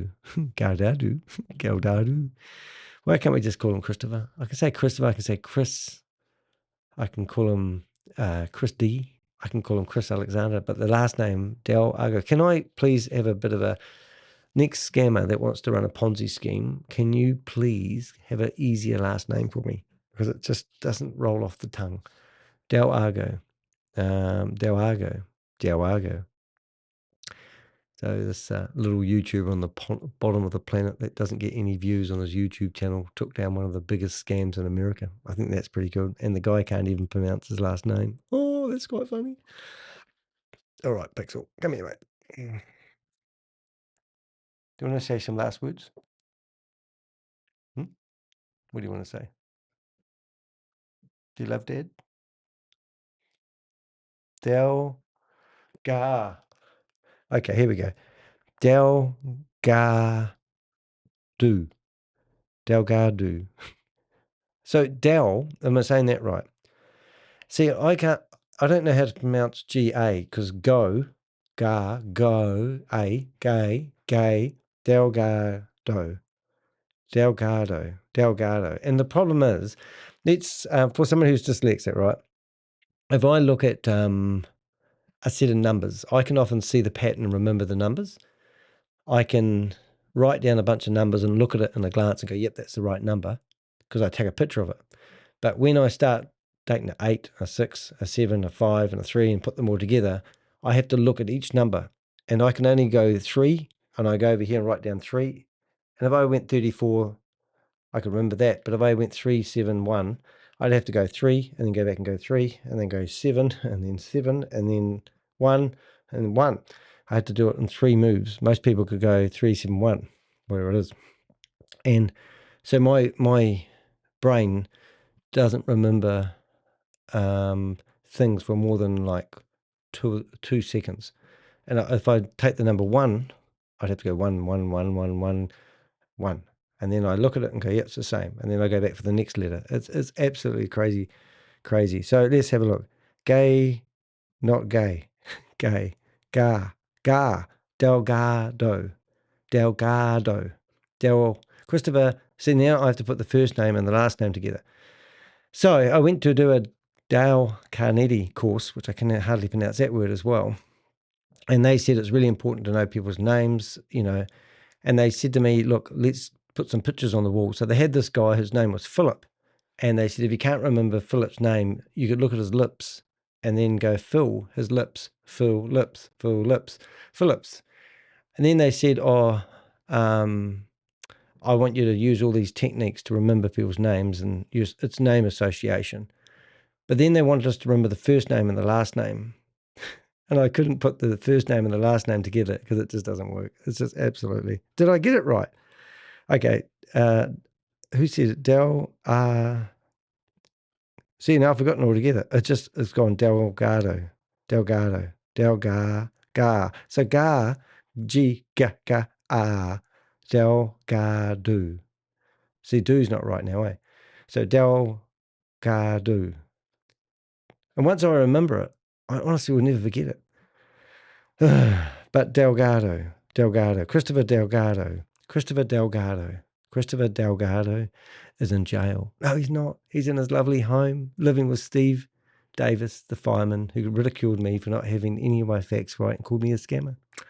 Oh, dear. Oh, well, let's stop while I've got it right. I will stop in the broadcast. Pixel says he's off. Say, Pixel, off you go. If you could like and subscribe, please do to the video. Make sure you hit the thumbs up. It helps get these videos out. And if I get some more news tomorrow, even though I say I probably won't do, if I do, I'll reach out to you guys and we'll do another video. So look forward to it. Thank you for being here. And I'm out of here. See you next time. I've got another question coming. He's not in jail. No, he's not in jail. He's put $1 million worth of bond up.